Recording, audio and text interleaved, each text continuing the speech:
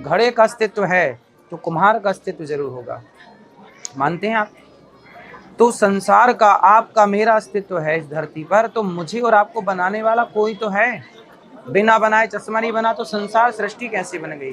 तो जो बनाने वाले उन्हीं का नाम भगवान है। तो ये चर्चा निरर्थक है आपको लगता है? नहीं, देखो, ये आरोप बिल्कुल निरर्थक है कि ईश्वर नहीं है। आप ईश्वर नहीं है इसके प्रमाण नहीं है आपके पास। आप सिद्ध नहीं कर सकते कि ईश्वर नहीं है। मैं सिद्ध कर सकता हूं कि ईश्वर है। सिद्ध करने के प्रमाण मेरे पास हैं। और अब जैसे आपने सिद्ध कर दिया कि ईश्वर है, क्योंकि अगर कोई निर्माण हुआ है तो उसका निर्माता भी होगा। बिल्कुल। ये अगर सिद्ध कर रहे हैं आप, तो साथ में ये बताइए कि बहुत सारे लोग एक ईश्वरवाद को मानते हैं, और हमारे सनातन में तो बहु ईश्वर है। भगवान राम भी हमारे राम है, कृष्ण भी हमारे भगवान है। ये बहु ईश्वरवाद को आप कैसे देखते हैं? नहीं, बहु ईश्वरवाद नहीं है। एको ब्रह्म द्वितीयो नास्ति। ईश्वर एक था, एक है, एक रहेगा। अब इस यहाँ सनातनियों को समझना ये है कि ईश्वर तो एक है, लेकिन उनके रूप अनेक, अनेक रूप रूपाय विष्णवे प्रभु विष्णवे। विष्णु सहस्त्र नाम जब आप पढ़ेंगे तो वहाँ यही बात कही कि ईश्वर तो एक है, वह नारायण एक है। कभी राम कभी कृष्ण बनकर आए, तो जहाँ जिस अवतार की रूप की जरूरत पड़ी वहाँ प्रभु ने वह अवतार, वह रूप प्राप्त कर लिया। कभी शिव बनकर आ गए, कभी हरि हरि और न भेदा। तो ये जो अलग अलग भगवान के रूप हैं, इनके मानने वालों में जो वक्त वक्त पर टकराव हुआ है, ये भी आप जानते हैं कि कभी शैव और वैष्णवों में भी हो गया, शाक्तों में वैष्णवों में भी हो गया। इसको आप कैसे देखते हैं? ये टकराव केवल अज्ञान वश है। यदि अज्ञान ना होता तो टकराव ना होता। ऐसा है ना कि आप अपनी आंख में उंगली लगाइए, हल्की सी उंगली लगाइए, तो आपको ना चंद्रमा दो दिखने लग जाएंगे। आप मुझे दो दिखने लग जाएंगे यदि मैं यहाँ उंगली लगाऊं तो इसमें आंख का दोष है कि एक को दो दिख रहा है एक पर दो दिख रहा है। ईश्वर एको ब्रह्म द्वितीयो नास्ति। ईश्वर एक है, पर अज्ञान के कारण दो और तीन और चार और पांच नजर आते हैं। तो वो लोग जो कहते हैं कि हमारा ईश्वर को मानने का तरीका सर्वश्रेष्ठ है, उसके अलावा जो भी दुनिया में दूसरे मान रहे हैं, उनको तो जीने का भी अधिकार नहीं है इस धरती पर, और बल्कि उनके रक्त पिपासु वो लोग हो जाते हैं, उनको आप कैसा मानते हैं? देखिए, जहाँ खून खराबा हो धर्म के नाम पर, वहाँ केवल अज्ञानता है। इसके लिए एक छोटी सी बात है कि ईश्वर को जिसने जितना जाना, जितना पहचाना, हमारे सनातन में शिव को जिसने जितना जाना शिव को उतना कह दिया, राम को जिसने जितना जाना राम के बारे में उतना कह दिया, कृष्ण को जितना जाना कृष्ण के बारे में उतना कह दिया। अब एक हाथी, आपने कहानी सुनी होगी कि एक स्कूल में एक हाथी आया तो बच्चे सारे अंधे थे। कहा कि हमें हाथी देखना है। गुरुजी ने कहा तुम तो अंधे हो, हाथी कैसे देखोगे? बोले हम छू लेंगे। तो एक एक से गुरुजी ने भेजा। किसी ने सूंड छू ली, किसी ने पूंछ, किसी ने पेट, किसी ने पाँव। और गुरुजी ने पूछा कि अब बताओ हाथी कैसा था? किसी ने कहा पूंछ की तरह था, मतलब पतला पतला था। किसी ने कहा मोटा मोटा था। किसी ने कहा दीवार की तरह था। किसी ने कहा नीचे दो छेद थे, सूंड पकड़ी। अब उनमें झगड़ा हो गया। झगड़ा इस बात का हो गया कि मैं सही कह रहा हूँ कि ये सही कह रहे हैं। गुरुजी बोले बेटा तुम सही कह रहे हो सारे, पर सच तो है, पर पूर्ण सच नहीं, पूर्ण सत्य नहीं, अर्ध सत्य है। पूर्ण सत्य काश तुम्हारी आंखें होती तो तुम पूर्ण सत्य देख लेते।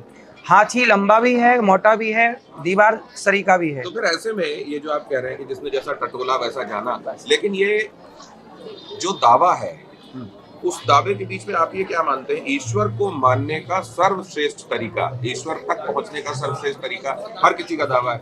क्रिश्चियनिटी का अपना दावा है, इस्लाम का अपना दावा है, और सनातन का अपना दावा है। किसका दावा सर्वश्रेष्ठ है और क्यों? सनातन का दावा सर्वश्रेष्ठ इसलिए है क्योंकि सनातन अहिंसा के रास्ते से चलता है। अहिंसा ही परमो धर्म। और इस रास्ते से आगे चल के समाधान ये निकला कि राम ही केवल प्रेम प्यारा, मिलहि न रघुपति बिनु अनुरागा, किए जोग जप ज्ञान विरागा। मोहन प्रेम बिना नहीं मिलते, चाहे कर लो कोटि उपाय। तो मूल है प्रेम। यदि आपके भीतर प्रेम जाग गया भगवान के लिए तो आप पा लेंगे। तो ये अहिंसा परमो धर्म, इसकी अगली लाइन है धर्म हिंसा तथैव च। हाँ। तो धर्म हिंसा, अब वो भी जो हिंसा कर रहे हैं उसको कह देंगे हम अपने मजहब के हिसाब से धर्म हिंसा कर रहे हैं। नहीं, हिंसा करना जरूरी है, हिंसा करना भी जरूरी है। यदि आप हिंसा नहीं कहते, यदि भगवान कृष्ण से अर्जुन ने यही तो कहा कि मैं युद्ध नहीं करना चाहता, मुझे शांति चाहिए। भगवान ने कहा युद्ध नहीं करना चाहता तो क्या है, वहां भगवान ने नपुंसक शब्द का प्रयोग किया, तुम नपुंसक हो क्या। अर्जुन के लिए लड़ो, लड़ना धर्म है। तो धर्म ना कई बार जंगल में ध्यान करना धर्म हो जाता है, तो कई बार युद्ध करना धर्म हो जाता है। किससे युद्ध करना है, किस वजह से, युद्ध की वजह क्या है, वो वजह बताएगी कि वो धर्म है कि अधर्म है। लेकिन हिंसा तो फिर ये अगर वो सिस्टम के हिसाब से, संविधान के हिसाब से, वहाँ के तंत्र के हिसाब से तय किया जाता है कि सजा में क्या होना चाहिए, तब तो ठीक है। लेकिन अगर हिंसा को हर किसी को ये कह दिया जाए कि आप तो धर्म के हिसाब से हिंसा कर रहे हैं तो ठीक ही कर रहे हैं, तो हर कोई अपने हिसाब से हिंसा को सही जायज मान लेगा। जैसे सेना आतंकवादी को मारती है तो आतंक को मारना सेना का धर्म है, पुलिस अपराधी को मारती है, उसे मारना धर्म है, वो पुलिस का धर्म है, वो सेना का धर्म है। हमें आपस में, यदि लोकतंत्र है, आप भी धर्म का आचरण करते हैं, मैं भी धर्म का आचरण करता हूं, तो आपस में लड़ने की जरूरत नहीं है ना। और जहां आपने अपना धर्म छोड़ा, भगवान श्री कृष्ण ने क्या कहा कि जब एक योद्धा से एक योद्धा लड़ता तो धर्म था, पर अभिमन्यु से 7 योद्धाओं ने युद्ध लड़ा, अब आपने धर्म की मर्यादा तोड़ दी, इसलिए गुरु द्रोणाचार्य जी को भी अधर्म से मारा गया। उनका नाम यहाँ ऊपर उन्होंने लिखा हुआ है और ये है उनकी धर्म गति, और यहाँ पर बैठकर वो लोगों को दर्शन देते हैं, उनका अभिवादन स्वीकार करते हैं। लेकिन अनिरुद्धाचार्य जी, आरोप आप पर ये लगता है कि आप तो इस गद्दी का सम्मान नहीं करते, इसका दुरुपयोग करते हैं। देखिए, प्रत्येक व्यक्ति से हम मिल रहे हैं जो आ रहे हैं, सम्मान यही तो है, सबसे मिलना, सबका आदर है कि जो आ रहे हैं सबको भोजन मिल रहा है। जिसको विश्राम करना है 2-4 घंटे, उसको निःशुल्क यहाँ विश्राम की व्यवस्था मिल रही है, भरपेट भोजन, भरपेट पानी मिल रहा है। यही तो हमारा सम्मान आपके प्रति है और धर्म यही, तो हम तो अपना पूरा कर्तव्य निभाते हैं। आप बताइए, प्रत्येक व्यक्ति से कौन मिलता है, तो किसके पास इतना टाइम है, लेकिन एक एक व्यक्ति से सबसे ये दास मिलता है और सबका अभिवादन स्वीकार करता है। ये बीच में जब आप कई बार कुछ बातें कहते हैं जो लोगों के गले के नीचे नहीं उतरती, वो कई लोग कहते हैं कि आप जानबूझकर इसलिए करते हैं क्योंकि उससे आप वायरल होते हैं और आपकी सोशल मीडिया वाली कमाई ऊपर जाती है। हमें वायरल होने की ज़रूरत ही नहीं। ये सारे लोग ना, ये वीडियो इंस्टाग्राम वाले नहीं हैं, जितने भी श्रोता हैं, ये बूढ़ी बूढ़ी मैया इंस्टाग्राम वाली नहीं है। यहाँ जितने भी आप लोग देखेंगे इंस्टाग्राम वाले नहीं हैं। लेकिन देखते तो आपको इंस्टाग्राम वाले भी ना ना ना, ये जो टीवी पे कथा चलती है, लोग जो आके सुनते हैं, ये जो नेचुरल 3 घंटे कथा सुनने वाले श्रोता हैं, ये सारे इंस्टाग्राम वाले ना। यहाँ पे सब देखिए ना आप। नहीं तो आप क्या ये कह रहे हैं कि जो आपको इंस्टाग्राम में, फेसबुक में, बाकी तमाम प्लेटफॉर्म्स पे देखते हैं, वो आपके साथ जुड़ाव नहीं रखते? नहीं, वो जुड़ाव रखते हैं वो भी, परंतु उसमें जो नेगेटिविटी फैलाते हैं कुछ लोग, और वो नेगेटिविटी जो दूर तक जाती है, और उससे हमें वायरल होने की, हम जो आप कह रहे हैं ना कि वायरल होने के लिए, हमने कहा कि हमारी पॉजिटिविटी, सकारात्मकता लोगों को इतनी अच्छी लगती है कि लोग उसी से प्रभावित होकर आते हैं। नहीं तो वो पॉजिटिविटी भी आपकी वायरल होती है, ऐसा नहीं हाँ, है, वो भी वायरल होती है। हाँ, तो बस वही है, हम वायरल होने के लिए काम नहीं करते। और नेगेटिविटी तो जो आप कहते हैं वही वायरल होता है, वो नेगेटिव कैसे हो गया? अब जैसे लोगों ने कह दिया कि महाराज जी ने नारियों का अपमान कर दिया, मैंने कभी नारियों का सम्मान जितना गौरी गोपाल में होता है, इतना सम्मान नारियों का कौन करता होगा। पाँव दबाना उन वृद्ध माओं की, बिना जात पूछे सबकी सेवा करना, ये नारियों का सबसे बड़ा सम्मान है। आजकल समाज में देख लीजिए, बेटा अपने माँ बाप की सेवा करने को तैयार नहीं है, लेकिन यहाँ 310 माओं की सेवा हो रही है, फिर भी मेरे पे आरोप क्या लगाते हैं कि आप नारियों का सम्मान नहीं करते। बहुत सारे लोग ये भी आरोप लगाते हैं आचार्य जी की, ये जो वृद्ध माएँ हैं, इनके परिवार वाले यहाँ आश्रम को पैसे भेजते हैं उनको यहाँ रखने के लिए। आप अभी माँ से बात कर लीजिएगा, किसी माँ से 1 रुपये नहीं, और किसी भी परिवार के सदस्यों से रुपए की तो छोड़ दीजिए भैया। अभी 15 दिन पहले एक माँ की मृत्यु हुई तो बेटा अपनी माँ को कंधा देने भी नहीं आया। मैं आपको देख रहा था, आप इतना फूट कर भाव विवल होकर, मेरे को लगता है कि इतना एक बेटा भी अपनी माँ से शायद ही अटैचमेंट महसूस करता हो, जो मैं आप में देख रहा था। जी जी, वो माँ के लिए, फिर उनकी 13वीं परसों हुई यहाँ पर, बेटा 13वीं भी नहीं किया। तो जो बेटा 13वीं नहीं करता, माँ के मरने का सूतक नहीं रखता, वो बेटा क्या, उससे हमारे को कुछ चाहिए भी नहीं। ऐसे बच्चों से, जिन्होंने अपनी माँ को घर से निकाल दिया, ऐसे बच्चों से पैसा दान में लेना भी नहीं चाहिए। इनका दान लेने के योग्य नहीं है इनका दान। आपने जब ये आश्रम का नाम रखा, तो जैसे हम सुनते हैं कि गौरी शंकर, राधा कृष्ण, सीताराम, तो आप गौरी गोपाल नाम किस लिए रखा? राधा जी का एक नाम गौरी है। राधा जी के जब आप नाम पढ़ेंगे बहुत सारे, तो उनमें एक नाम गौरी आएगा। तो गौरी मतलब राधा और गोपाल मतलब कृष्ण, गौरी गोपाल। गौरी गोपाल इसलिए आश्रम का नाम रखा गया। और बहुत सारे नाम हैं, लेकिन है वही परम तत्व। उन्हें मानना चाहिए और उनको साक्षी मानते हुए अनिरुद्धाचार्य जी अपना काम करते हैं, ऐसा उनका कहना है। और इसीलिए उन्होंने कहा यस्य स्मरण मात्रेण जन्म संसार बंधनात् विमुच्यते नमस्तस्मै विष्णवे प्रभ विष्णवे। विष्णु ही परम सत्ता एक ही है, उनको अलग अलग नामों से जाना जाता है गौरी गोपाल में। लेकिन यहाँ जो जनता जनार्दन पहुँच रही है, उनमें जो ईश्वर के दर्शन किए जा रहे हैं, उसके कुछ और रंग, कुछ और पहलू आपको आगे दिखाएंगे। शायद फॉलो जाओ। गलियों में निकल रहे हैं तो आप ब्रजधाम के दर्शन भी कर रहे हैं। रास्ते में कहीं ऐसी जगह होगी जिसके बारे में स्वामी जी को, आचार्य जी को आपको कुछ बताना होगा, वो बताएंगे भी। और बाकी बातचीत तो उनके साथ चली रही है। तो ये सवेरा, ये सुबह का समय और वृंदावन की कुंज गलियां और उसमें स्वामी जी का, आचार्य जी का साथ। स्वामी जी, जब आप कहते हैं कि राधा रानी ने आपको यहाँ बुलाया, आपने क्या ऐसा कहा था राधा रानी जी को लेके कि ब्रज के कुछ लोगों ने कहा कि अपमान हो गया? नहीं नहीं, अपमान नहीं। राधा रानी का अपमान कैसे हो सकता है? हम तो उनके बच्चे हैं। हमने तो ये कहा है कि भागवत जी में, लोग कहते हैं ना भागवत जी में राधा जी नहीं, ऐसा कुछ लोग कहते हैं। पर हमारा और हमारे पूज्य गुरु जी का मानना है कि भागवत जी बिना राधा जी के पूरी हो ही नहीं सकती। इसलिए राधा जी भागवत जी में है और राधा जी सब जगह है। जहाँ कृष्ण है वहाँ राधा है। कण कण में राधा है, कण कण में कृष्ण है। तो जो कण कण में राधा कृष्ण का दर्शन कर पाते हैं, वो भागवत जी में दर्शन क्यों नहीं हो सकता? तो इसमें बुरा क्या लगने वाली बात थी जिसको लेकर उन्होंने कहा कि सीता जी को लेके ये कभी अभद्र टिप्पणी करते हैं, कभी राधा जी को लेके, इसलिए इनको ब्रज से चले जाना चाहिए? वही तो हम बता रहे हैं कि हम खांस दें, छींक दें तो भी लोगों को दिक्कत हो जाती है। और कुछ लोग हैं जो खुलेआम राम जी का पोस्टर, अभी कुछ दिन पहले आप लोगों ने खबर चलाई थी कि राम जी का पोस्टर दक्षिण में कहीं दशहरे के टाइम जलाया गया, तब लोग नहीं आगे आते और गलत चीजों का विरोध करते। अनिरुद्धाचार्य का विरोध करना होगा तो इकट्ठे होके और विरोध करने लग जाते हैं। ये आपको देख के चारों तरफ मैं देख रहा हूँ इतना उत्सुकता और कौतूहल लोगों में। ये आप क्या यहाँ पर मार्गों में निकलते नहीं है क्या? लोग इतनी उत्सुकता से आपको देख रहे हैं। निकलते हैं। हमेशा ही हम मिलते हैं भक्तों से, निकलते रहते हैं। और ये सब लोगों का प्यार है, आशीर्वाद, ये सब आशीर्वाद मिलता रहता है भक्तों का। जैसे हम सवाल जवाब आपकी कथा के समय हम देखते हैं कि आप जब आप लोगों को कथाओं के उदाहरण दे रहे होते हैं, वो आपसे सवाल भी कर रहे होते हैं जी। यहाँ पर रास्ते में जब आप निकलते हैं तब भी लोग आपसे सवाल जवाब करते हैं क्या? हाँ, सवाल जवाब हर समय होता रहता है। और जितनी मदद, देखिए प्रश्न करने वाला जिज्ञासु है, हमें लगता है हम जितनी मदद कर सकते हैं कर लें। किसी को हमारे उत्तर से संतुष्टि मिल जाए, मार्ग मिल जाए, तो ये भी तो पुण्य का कार्य है। इसलिए सबको सही सलाह देते रहते हैं। सही मार्ग दिखाना, सही सलाह देना, यह भी पुण्य का ही कार्य है।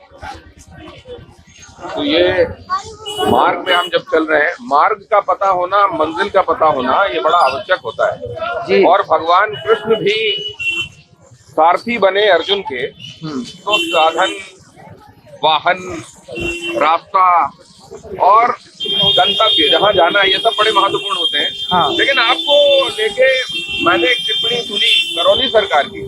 वो कहते हैं कि वो तो ड्राइवर खलासी रहे हैं, वो क्या जाने कथावाचन। हाँ ठीक है। देखिए, जाकी रही भावना जैसी, प्रभु मूरत देखी तिन तैसी। मैं जैसा होऊंगा वैसे मैं आपको देखूंगा। मेरे अपने दृष्टिकोण से मैं आपको देखूंगा, आप अपने दृष्टिकोण से मेरे को देखेंगे। इसलिए जिसका जैसा दृष्टिकोण है मुझे देखने का, वो अपने अपने दृष्टिकोण से देखता रहता है। मुझे माताएं बेटे के दृष्टिकोण से देखती हैं, मेरे नौजवान भाई मुझे अपने मित्र के दृष्टिकोण से देखते हैं, बड़े बुजुर्ग पिता के पुत्र के दृष्टिकोण से देखते हैं, और सब साधु संत अपने अपने दृष्टिकोण से। तो उनका अपना ये दृष्टिकोण रहा होगा, उन्होंने अपने दृष्टिकोण से मुझे देखा। ये देखिए महिलाएं राधे राधे कैसे हैं? और भी राधे राधे महाराज जी करते हुए आगे जा रही है। तो क्या ये लोग वो इन लोगों ने वो टिप्पणी नहीं सुनी होगी जो आपने की थी और जिसको लेके इतना बवाल मचा था? नहीं, सबने सुनी, पर सबको अच्छी लगी बात कि भाई बात तो सही बोली जा रही है। अब जैसे विरोध ही करना है तो वो तो सीता मैया का भी विरोध करेंगे। विरोध करने वालों का मुंह आप थोड़ी पकड़ सकते हैं। ऊंच निवास नीच करतूती, देख न सकई पराई विभूति, ये चौपाई तुलसीदास जी ने लिखी है। कुछ लोग होते हैं जो दूसरों का उत्कर्ष नहीं देख पाते और ईर्ष्या वशात जलन वशात अपना भाव प्रकट करते रहते हैं। ये शब्दावली जो लोग प्रयोग करते हैं कुछ लोग, वो केवल उनकी ईर्ष्या वशात, वो क्या है, स्वीकार नहीं कर पा रहे हैं इन सेवाओं को, तो बेचारे क्या करें, कुछ तो बोलेंगे। अब जब हम वृंदावन की इन गलियों से निकल रहे हैं, वृंदावन की तो कुंज गलियां हमेशा से जानी गई हैं। कुंज मतलब सकरी गलियां। हाँ। अब यहाँ पर आधुनिकीकरण की बात भी हो रही है, कॉरिडोर की भी, बांके बिहारी कॉरिडोर की भी बात हो रही है। आप कैसे देखते हैं इसको? देखिए, यहाँ जो कुंज गलियां हैं वही यहाँ की पहचान है। इसलिए कुंज गलियां, यहाँ की सांकरी गलियां, प्रेम गली अति सांकरी, जहाँ मैं दो न समाये, जब मैं था तब हरि नहीं, अब हरि है मैं नाए। तो सांकरी गलियों की, कुंज गलियों की तो बड़ी चर्चा है, बड़ा उदाहरण देकर के ऋषि मुनियों ने समझाई है अपनी बात। तो वो कुंज गलियां तो रहनी चाहिए, क्योंकि वो यहाँ की विरासत है। साथ में कॉरिडोर को लेकर आपने ये भी सुना होगा, गोस्वामियों का जो कहना है आधुनिकीकरण किए जाने को लेकर। हमने काशी विश्वनाथ के संदर्भ में भी देखा था, महाकाल जी का कॉरिडोर जब बन रहा था उज्जैन में, उसको लेकर भी देखा था कि एक नजरिया ये रहता है कि पुरातनता को संजोना चाहिए, वही उस तीर्थ की पहचान है। हाँ। और एक नजरिया ये है कि इसका जहाँ पर जरूरी है वो आधुनिकीकरण होना चाहिए, आज के हिसाब से सुविधाएं होनी चाहिए और चीजें बदलनी चाहिए। आप क्या सोचते हैं? आराम से, ठीक है, ठीक है महाराज। देखिए, सुधार बदलाव ठीक है, पर जो वहाँ के सेवायत पुजारी जन हैं उनका भी दिल ना दुख है, उनको भी कोई तकलीफ ना हो। सर्वे भवन्तु सुखिनः को लेकर के यदि हम सब कार्य करें तो सबका कल्याण होगा और सब सुखी रहेंगे। क्योंकि किसी का दिल दुखाते हम कुछ कार्य करें तो वो भी अच्छा नहीं है। राधे राधे। तो यहाँ वृंदावन में गलियों से चलते हुए और सोशल मीडिया में उनकी डली हुई तमाम जो रील्स है या उनके कथा वाचन के दौरान के जो एक्सर्प्ट डले होते हैं तमाम प्लेटफॉर्म्स पे, उनमें व्यूअरशिप हर जगह ये पता चलता है कि उनकी बातों का लोगों में कनेक्ट कितना है।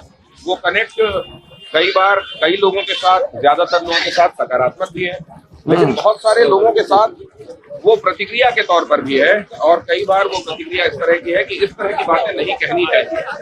सवाल ये है कि कथावाचन, धर्म का जानकार, धर्मज्ञ, जो कथाओं का एक तरीके से इंटरप्रिटेशन करके बताए कि क्या कहा गया है, क्या कई बार अतिक्रमण होता है क्या इसका कि वहां तक कथावाचक पहुंच जाते हैं जो उनका अधिकार क्षेत्र नहीं होता? क्या अधिकार क्षेत्र नहीं, आप बताइए कौन सा क्षेत्र हमारे अधिकार में नहीं है, बताइए किस पे हम बात नहीं कर सकते, आप बताइए।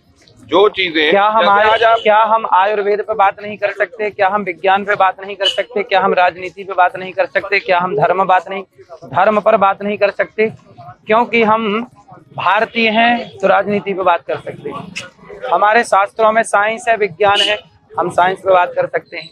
हमारे शास्त्र ही आयुर्वेद दिए हैं, हम आयुर्वेद पे बात कर सकते हैं। किस पे बात नहीं कर सकता? जो व्यक्ति धर्म को जानता है, शास्त्रों को जानता है, वो सब कुछ जानता है। जो धर्म को, शास्त्र को जानता है वो सब कुछ जानता है, और जो धर्म को, शास्त्र को नहीं जानता, वेद पुराण नहीं जानता, वो कुछ भी नहीं जानता, 0 सन्नाटा है। नहीं, लेकिन जैसा आप कह रहे हैं, अगर उसको उस तरीके से लिया जाएगा, किस तरीके से? देखिए, ये प्रेमानंद जी की भी तस्वीर है और आपके आराध्य की भगवान कृष्ण की भी तस्वीरें जी। तो प्रेमानंद जी को लेकर भी बीते दिनों बात हुई, इसलिए मेरे दिमाग में अचानक वो आ गया। लेकिन मैं ये जानना चाह रहा था, जैसे आपने कहा कि जो धर्म का जानकार है वो हर चीज जानता है। बिल्कुल, वेद जो वेद को, पुराण को जानता है, वो सब जानता है, धर्म को जानता है वो। अब देखिए जरा, यहाँ भगवान कृष्ण मटकी में माखन खाते हुए दिखाई देंगे, कहीं छोटे छोटे गैया, छोटे छोटे ग्वाल, छोटो से। ये जरा इस जगह के बारे में, ब्रिज के बारे में। अब देखने वाले आपको इस समय वृंदावन में देख रहे हैं, यहाँ की गलियों में, उनको क्या कहना चाहते हैं? बाकी मैं तो आपसे सवाल जवाब करता ही रहूंगा। नहीं, देखो सबका आशीर्वाद है, मेरा आपकी कृपा से सब काम हो रहा है। इसको लेकर ये विवाद भी हुआ कि भगवान कृष्ण हाथ क्यों जोड़ रहे हैं, उनको तो आशीर्वाद देना चाहिए लोगों को, ये विवाद भी हुआ इस मूर्ति को लेकर। नहीं, भगवान भी देखो भागवत जी में लिखा है कि भगवान भी संध्या वंदन करते हैं, ध्यान करते हैं, सूर्य नमस्कार भगवान भी करते हैं, क्योंकि मर्यादा तो उन्हें भी सिखानी है ना। तो भगवान भी सूर्य भगवान को प्रणाम करते हैं, सूर्य भगवान को जल सबको चढ़ाना चाहिए, तो भगवान भी प्रार्थना स्तुति सब करते हैं। तो ये भगवान की प्रार्थना स्तुति की तस्वीरें हैं, छोटी सी गाय के साथ छोटे से बाल गोपाल, और साथ में वो भगवान सूर्य को प्रणाम कर रहे हैं। तो एक चीज को, एक बात को देखने के न जाने कितने तरीके हो सकते हैं। और हमारी बात अभी इसके पहले जो चल रही थी, वो ये चल रही थी कि जो धर्म को जानता है वो हर विषय को जानता है। मैया और ये देखिए कैसे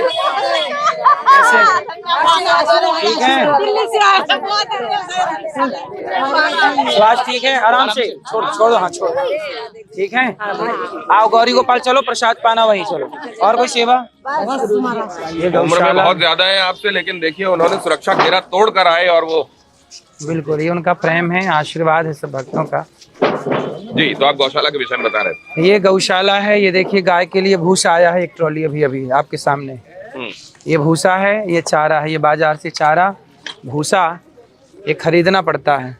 ये भूसा आया है, ये चारा है, ये सारा चारा भी कटेगा, और ये सारा चारा कट करके भूसा में मिल करके सारी गौ माता को, यहाँ भी गौ माता है, ये देखिए यहाँ भी गौ माता है, और सामने नंदी है, ये नंदीशाला है, सामने ये सब नंदी हैं।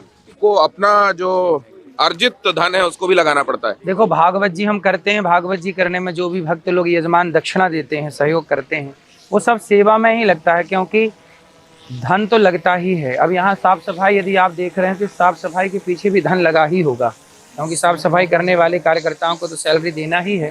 तो मैं एक बात जानना चाहता हूँ कि कथावाचक का जीवन कैसा होना चाहिए, सादा कि आधुनिक सुख सुविधाओं से लैस? अब देखो ये घड़ी है 1500 रुपया की, 1200-1500 की घड़ी है। आपकी तस्वीरें जो पुरानी वाली है ना, उनमें मोबाइलों की और बड़ी बड़ी घड़ियां भी दिख रही हैं। ऐसा है, देखिए किसी ने वो घड़ी दी तो वो पहन ली, किसी ने ये घड़ी दी तो ये पहन ली। ये 1500 की, अब इसमें नहीं बोलेंगे लोग 1500 की घड़ी। भाई आप देना चाहते 1 लाख की घड़ी, आप क्या कहते हैं, एकदम सादा होना चाहिए जीवन या आपके हिसाब से? क्योंकि देखिए उनको बाबा बागेश्वर को लेकर भी बातें हुई, वो ऑस्ट्रेलिया गए, उनके चश्मे को लेकर भी बातें हुई। तो आप लोगों की, कथावाचकों की वेशभूषा, उनके रखरखाव, उनकी गाड़ियां, पहनावा, इसको लेकर भी बात होती है। समस्या क्या है हमारे देश की, कुछ लोगों की, कि लोग पहले क्या कहते हैं कि अरे बेटा तरक्की करो, नाम कमाओ। और जब व्यक्ति नाम कमा लेता है, तरक्की कर लेता है, तो फिर वो बोलते हैं यार क्यों कर लिए तरक्की, क्यों नाम कर लिए हमारी तरह रहते। तो दुनिया चाहती है कि हम जैसे हैं वैसे आप भी रहें। ऐसा है कि संतों का काम है समाज की सेवा करना। अब देखो सर्दी लगेगी तो संतों को भी लगेगी, कंबल रजाई और स्वेटर तो उन्हें भी पहननी पड़ेगी। अब कोई कहे कि संतों को कहे तुम नहीं, जीवन जीने के लिए जो मूलभूत है वो तो चाहिए, सबको चाहिए। लेकिन जो कथावाचकों को लग्जरी में आजकल देखा जाता है, वो ठीक है आपके हिसाब से? अब ये बताइए कि बॉलीवुड में उनसे बड़ी लग्जरी लाइफ कोई जीता होगा? उनके खुद के प्लान होते हैं, खुद के जेट होते हैं, खुद की व्यवस्थाएं होती हैं, और वो बेच क्या रहे हैं? गुटखा। जो गुटखा बेच रहे हैं वो लग्जरी जिए, वो खुद का हेलीकॉप्टर रखें, खुद का प्लान रखें, खुद के मैंने सुना है कि उनके खुद के घर 5-5 हजार, मतलब हजारों, मतलब बड़ी आप इम्पोर्टेंट बात कह रहे हैं, सैकड़ों करोड़ के घर हैं। वो किन किन चीजों का एंडोर्समेंट करते हैं, ये बात सही है। लेकिन मैं एक बात जानना चाहता हूँ, अब वो करें तो ठीक। साधु संत कथावाचक सादा जीवन उच्च विचार पे जोर देते रहे हैं। हाँ, तो सादा जीवन ही तो जी रहे हैं। बताइए हमारे जीवन में देखिए, आपने तो पैंट पे, आपके कपड़े ज्यादा महंगे, हमारे कपड़े सस्ते। नहीं, मैं तो जिस पेशे में उस हिसाब से काम किया हुआ है मैंने। मैं बता रहा हूँ आपको, जितने महंगे कपड़े आप लोग पहनते, हम लोग तो देखिए कुर्ता, ये बगलबंदी और धोती, ये धोती हमारी अधिक से अधिक 500-700 हजार रुपए की आ जाती है। आप थोड़ा इधर आ जाइए वरना वो, है ना। तो ये हमारे सिंपल कपड़े होते हैं, और देखिए हम पहने भी भारतीय पहनावा है। बैठे हुए व्यक्ति को सलामी दी जा सकती है, गार्ड ऑफ ऑनर दिया जा सकता है। ऐसे किसी धर्मज्ञ को उसका आदर अपनी जगह है, लेकिन ये नहीं किया जा सकता। इसको आपने कैसे देखा? देखो संविधान एक तरफ तो वो कहते हैं कि सबका आदर सम्मान एक साथ हो, और जब सम्मान होने लगता है तो मिर्ची लगने लग जाती है। भाई सबका सम्मान करिए ना फिर। भाई हम तो कहते हैं कि जितना सम्मान प्रधानमंत्री का उतना भारत के रिक्शे वाले का भी हो। ये बताइए, सम की बात कौन करता है? नेता ही लोग ना करते हैं कि सब भेदभाव मिटाओ, बोलते हैं। तो भाई जब भेदभाव मिटाओ की बात नेता करते हैं तो नेताओं को सम्मान मिले तो अच्छा, और साधुओं को सम्मान मिले तो बुरा। भाई भेदभाव मिटाओ तो मिटाओ भेदभाव। जो सम्मान प्रधानमंत्री राष्ट्रपति का वो सम्मान रिक्शे वाले का भी करिए। तो मतलब आप कहते हैं कि भेदभाव मिटाइए। राजनीति में दो मुहापन है। दो मुहापन तो है ही, अपने लिए अलग विधान बनाए हैं। तो संवैधानिक प्रोटोकॉल तो अलग होंगे ना आचार्य जी। तो फिर सम की बात करते कौन? हम बात कर रहे हैं, हम तो कह रहे हैं कि भाई जो व्यवस्थाएं बनी हैं, जैसे आप व्यासपीठ में बैठते हैं, हाँ। आप ऊंचाई पर बैठते हैं, बाकी सब नीचे बैठ के आपको सुनते हैं, ये एक क्रम है, हाँ। ये एक व्यवस्था है। वो इस व्यवस्था को वो मानते कहाँ हैं? वो तो कहते हैं कि सब एक बराबर है। यही बहुत आप सुनते हैं समाज में। तो भाई सब एक बराबर है तो फिर राष्ट्रपति का सम्मान और रिक्शे वाले का करिए ना बराबर। आप केवल बातें करेंगे, करेंगे कुछ नहीं। बहुत सारी ऐसी चीजें हैं जो सिर्फ बातों में हैं, करने पर नहीं है। ये देखिए, अब यहाँ गौशाला, आपने एक बड़ी गौशाला जिसमें दिन रात गौ सेवा होती है, और गौ सेवा आपने देखा कि उसमें उनके लिए हरे चारे से लेकर तमाम व्यवस्थाएं और उनके स्वास्थ्य का भी ख्याल रखा जाता है। और यहाँ देखिए भव्य गुरुकुल, ये गुरुकुल आपने कब बनवाया? ये गुरुकुल अभी काम चल ही रहा है। ये सब बच्चों का खेलने का मैदान है, यहाँ बच्चे खेलते हैं। अभी बच्चे नीचे पढ़ रहे हैं, आपको मिलाएंगे बच्चों से। चलिए ऊपर, ये गुरुकुल, ये ऊपर, उनका क्रीड़ांगन। और आइए अब गुरुकुल की तरफ चलते हैं। आचार्य स्तुति और लक्ष्मीनाथ समारंभम और गुरु ब्रह्मा गुरु, एक बार फिर से जोर।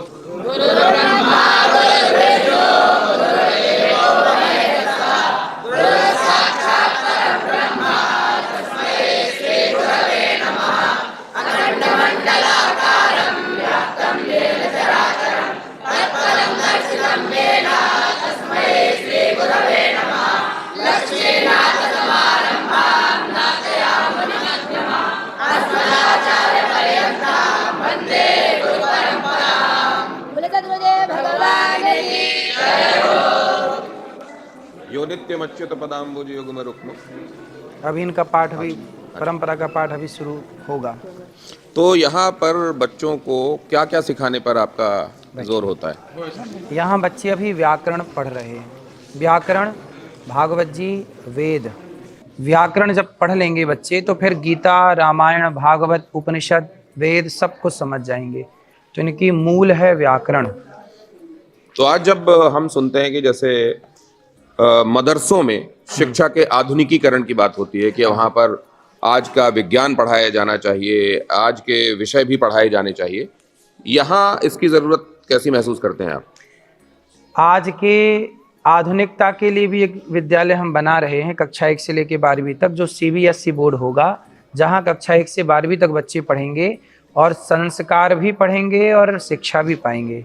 तो उसका कार्य चल रहा है, जो CBSE बोर्ड की शिक्षा होगी, सरकार की गाइडलाइन पे पूरा, पर संस्कार विशेष रूप से दिए जाएंगे। तो वह शिक्षा शुरू होगी बहुत जल्दी। वही विद्यालय बन रहा है, जब बन जाएगा तो वो कार्य शुरू हो जाएगा। तो इसी तरीके से या मदरसों को अपने रूप में रहना चाहिए, बाकी जो चाहते हैं वो मेन स्ट्रीम एजुकेशन उनको अलग लेना चाहिए, या मदरसों में उन सब्जेक्ट्स का इंट्रोडक्शन जो कहा जाता है ज़रूरी है, वो है आपकी निगाह में भी? देखो, मदरसों में और गुरुकुल में ज़मीन आसमान का अंतर है। गुरुकुल में बच्चों को अहिंसा की बात पढ़ाई जा रही है। ज़रूरत पड़ने पर इन बच्चों को वेद, पुराण, उपनिषद, जो हमारे प्राचीन दर्शन हैं, वो पढ़ाए जा रहे हैं। इन्हें आपस में लड़ना, किसी का गला काटना, किसी की हत्या करना, खून बहाना, ये नहीं सिखाया जा रहा। लेकिन आपने देखा होगा कि अभी कुछ दिन पहले एक डॉक्टर ने अभी दिल्ली में एक विस्फोट कर दिया। लेकिन आप ये बहुत बड़ी बात कह रहे हैं कि मदरसों में क्या सबको ये सिखाया जाता है? किस कहाँ? या मदरसों में सबको ये सिखाया जाता है? आप बताइए। मदरसे तो मैं कभी गया नहीं। आप बताइए, आप गए हैं मदरसे? नहीं। आपके पास क्या सूचना है? हमारे पास यही सूचना है कि वहाँ पे जो पढ़ाना चाहिए वो नहीं पढ़ाया जाता, जो नहीं पढ़ाना चाहिए वो ज़्यादा पढ़ाया जाता है। ठीक है, हम कहते हैं कि अपने, ये फिर आप विवाद वाली बात कह रहे हैं? ऐसा है कि क्या पढ़ाना चाहिए आपके हिसाब से? बम फोड़ना सिखाना चाहिए बच्चों को? बम फोड़ना सिखा रहे हैं सबको? बंदूक चलाना सिखाना चाहिए? तलवार चलाना सिखाना चाहिए? हम तो कहते हैं गुरुकुल में भी तलवार सिखाना सिखाओ बच्चों को। झांसी की रानी बेटी को और बेटों को शिवाजी बनाओ, क्योंकि आखिरकार इन बच्चों को जो तलवार चलाना नहीं जानेंगे, आखिरकार इनकी गर्दनें तो काट ही दी जाएंगी एक टाइम बाद। जैसे कि अभी बांग्लादेश में जब अल्पसंख्यक हो गए हिंदू, तो दिन दहाड़े लटका के मारा गया कि नहीं, तो यहाँ कितनी देर और लगनी है आप ही बताइए। इसलिए तलवार चलाना भी शिक्षा का एक हिस्सा होना तो आप चाहिए। सिखा रहे हैं यहाँ? सिखाएंगे। यहाँ जो बच्चे हैं, आप में से कौन कौन बात करना चाहता है? कोई बात करना चाहता है? हाथ उठाएंगे आप? कोई वॉलंटियर करेंगे? गुरुजी की तरफ से मैं आज्ञा ले लेता हूँ। गुरुजी, इनको आज्ञा दीजिए कि इनमें से कुछ लोग बात कर सकें। किसी को बात करनी है, कर लीजिए। अच्छा, आप क्या क्या क्या पढ़ाई कर रहे हैं यहाँ पे? वेद भागवत। नहीं, बैठे रहिए, बैठे रहिए। वेद भागवत और गीता और व्याकरण। तो आपने मैथ, साइंस ये सब पढ़ने का आपको मन नहीं होता? होता है, पर यहाँ पर पढ़ाया जाता है, मैं पढ़ता भी हूँ। मैथ साइंस वगैरह पढ़ते हैं? मैं अपना पढ़ता हूँ पुस्तक। अपनी पुस्तक से पढ़ते हैं। आप क्या पढ़ते हैं बेटा? वेद पढ़ते हैं, भागवत पढ़ते हैं, व्याकरण पढ़ते हैं और गीता।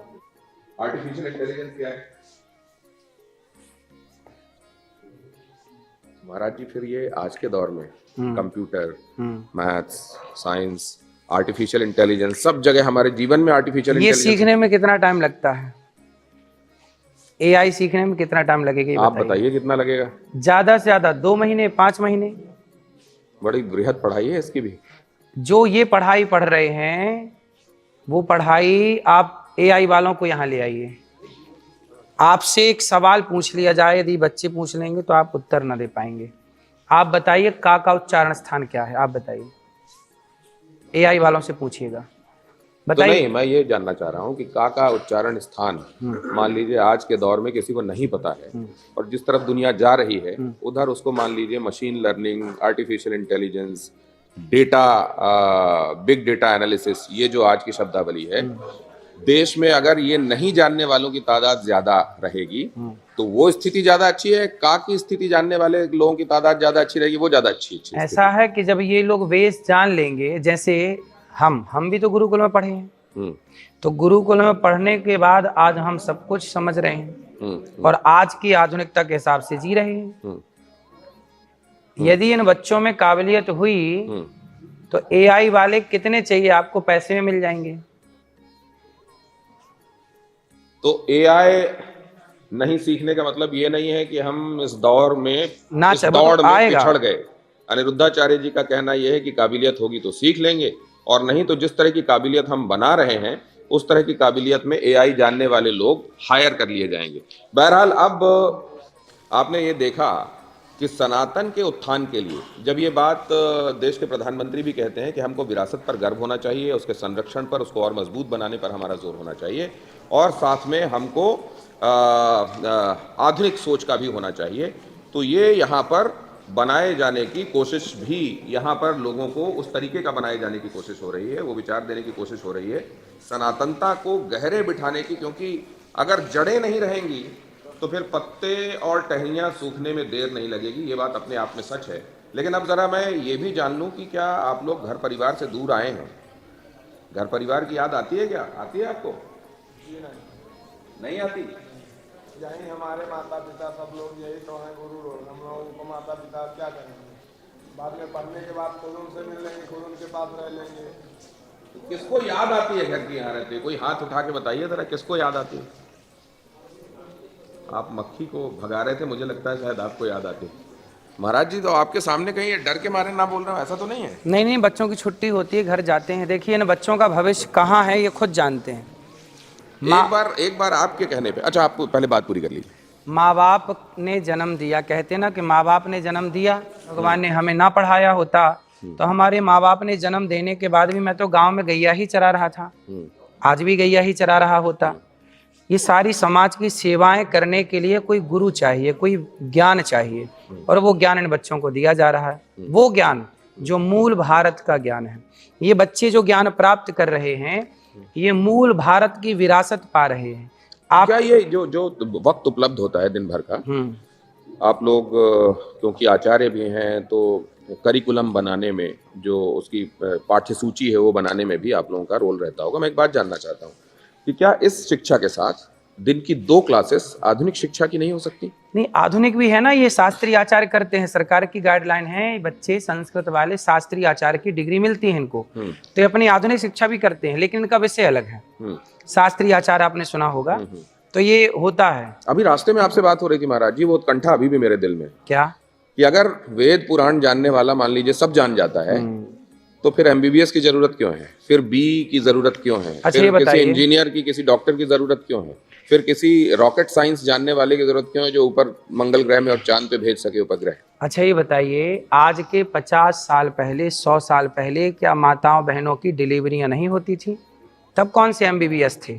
मौतें भी बहुत ज्यादा, मृत्यु दर बहुत ज्यादा थी, शिशु मृत्यु दर भी मात्र, कहाँ मृत्यु दर तो आप सोचते हैं कि वही वाली स्थिति होनी चाहिए तब? ये मात्र बताइए, जब विज्ञान की आधुनिकता नहीं थी, आधुनिक विज्ञान नहीं था, तब क्या जीवन नहीं था? नहीं, देखिए जीवन तो तब भी चल रहा था, हाँ, जब किसी तरह के विज्ञान की कोई अवधारणा नहीं थी। बिल्कुल। तो विज्ञान ने लोगों का, अब जैसे आपने घड़ी पहनी है, आपने ये देखिए स्पीकर लगाया है, हाँ। तो विज्ञान ने लोगों का जीवन सहूलियत वाला बनाया है या नहीं बनाया है? नहीं, विज्ञान का कार्य सहूलियत प्रद है, इसमें कोई डिनाई नहीं है। तो आप जैसे वेद पुराण किसी ने पढ़ लिया मान लीजिए, तो थोड़ी जानेगा कि ये माइक किस सिद्धांत पे काम कर रहा है, या आपको अगर कोई अमुक दवाई दी जाती है तो उसके शरीर में क्या एक्शन रिएक्शंस होते हैं, या अगर आपकी किसी एक जगह पे मान लीजिए कहीं किसी की सर्जरी करनी है तो क्या विज्ञान लगे, वो तो एमबीबीएस किया होगा, एमएसएमडी किया होगा, वो जानेगा। देखो ऐसा है,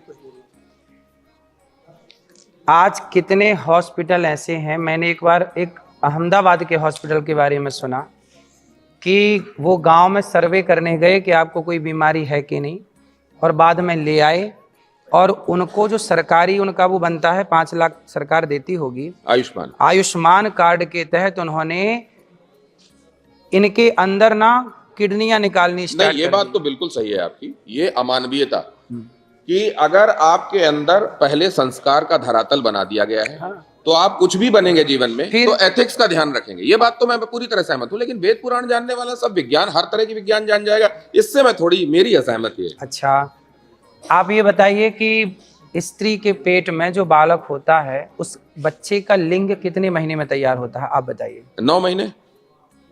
आप गलत बोल रहे हैं। नहीं, एक बार फिर से मेरे को कमांड आ रही थी तब, क्या कह रहे हैं कि क्या कितने महीने में? जब स्त्री गर्भवती होती है तो बच्चे का निर्माण पेट में पहले महीने में क्या बनता है, दूसरे महीने में क्या बनता है, तीसरे महीने में क्या बनता है, आप बता पाएंगे? नहीं, कोई डॉक्टर बता पाएगा जिसने इसकी पढ़ाई की हो। लेकिन मैंने तो डॉक्टरी पढ़ाई नहीं की, लेकिन हमारे यहाँ भागवत जी में ये पूरा मेडिकल साइंस लिखा हुआ है। कपिल देव जी अपनी माता देवहूति को कह रहे हैं कि जब पिता के द्वारा स्त्री गर्भवती होती है तो पिता का तेज माँ के रथ से मिलकर कलल बन जाता है। तो आप एक बात बताइए, तीसरे महीने में बच्चे का लिंग तैयार होता है, इसलिए लिंग परीक्षण तीसरे महीने में होता है। तो आचार्य जी, तो क्या आज जो विज्ञान पढ़ा है, उनको एमबीबीएस एमडी पढ़ने की जरूरत नहीं, वो इलाज करने लगेंगे। आज जो विज्ञान पढ़ा है, जो विज्ञान आज आप पढ़ रहे हैं, ये बताइए, जो मेडिकल साइंस आप पढ़ रहे हैं, वो मेडिकल साइंस आपको मिला कहाँ से, ये तो पूछ रहा हूँ मैं।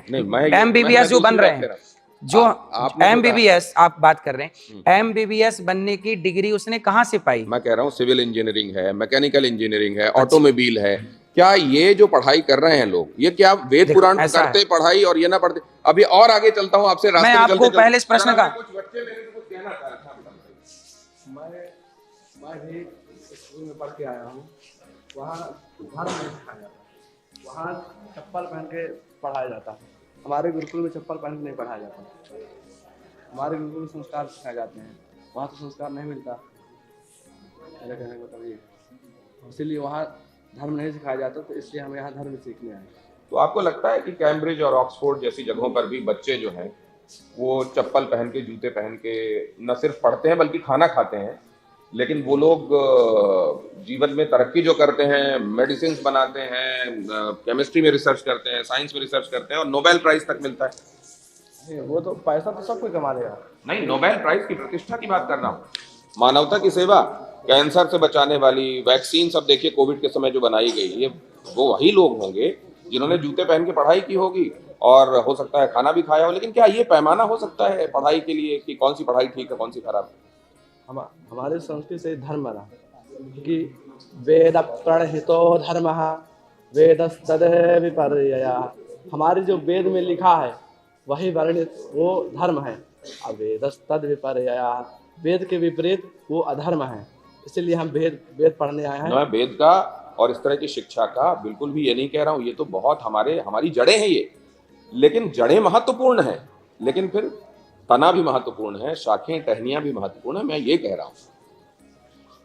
ऐसा है, देखो ये बच्चे जो कहना चाह रहे हैं वो ये है कि आज सरकार किसी को भी नोबेल पुरस्कार दे दे, पर मूल में नोबेल पुरस्कार तो यूनुस को भी मिला है जो बांग्लादेश में है। जो आपसे कहा जा रहा है उसे समझिएगा। मूल में आप चाहे इंजीनियर देखिए, डॉक्टरी देखिए, कोई भी फील्ड देखिए, विज्ञान देखिए, हाँ तो पुष्पक विमान भी कहते हैं, तो वो सारी चीजें निकली कहाँ से? काश हमारे अपने वेदों को ठीक से जाना गया होता, समझा गया होता। ये दो तरह की बातें, आइए स्वामी जी आपसे चलते चलते, ये दो तरह की बात आप जो कह रहे हैं बिल्कुल सही कह रहे हैं कि वो अवधारणाएं जिनका जिक्र हमारे शास्त्रों में मिलता है, विज्ञान ने आज जाकर उसको पुष्ट किया है। हाँ। आज जाकर वो नहीं, मैं इसके खिलाफ हूं ही नहीं। हमारे विज्ञान में वो चीजें बहुत पहले उनकी झलक दिखाई देती है, बातें सुनाई देती हैं जो आज का विज्ञान समझ रहा है, जान रहा है। लेकिन आज का विज्ञान जो कि तथ्यों पर, तर्कों पर जिसकी पढ़ाई होती है, एक चीज को एक पर्टिकुलर इन्वायरमेंट में अगर कई बार रिपीट किया जाता है तो उसको तथ्य माना जाता है। इस तरीके से वो विज्ञान बनता है। तो क्या उस विज्ञान को खारिज कर दिया जाना चाहिए, यह आपसे आगे जानूंगा। लेकिन अब ये देखिए, ये गुरुकुल में पढ़ते हुए बच्चे, और अब हम चल रहे हैं आगे और वहां बात हो।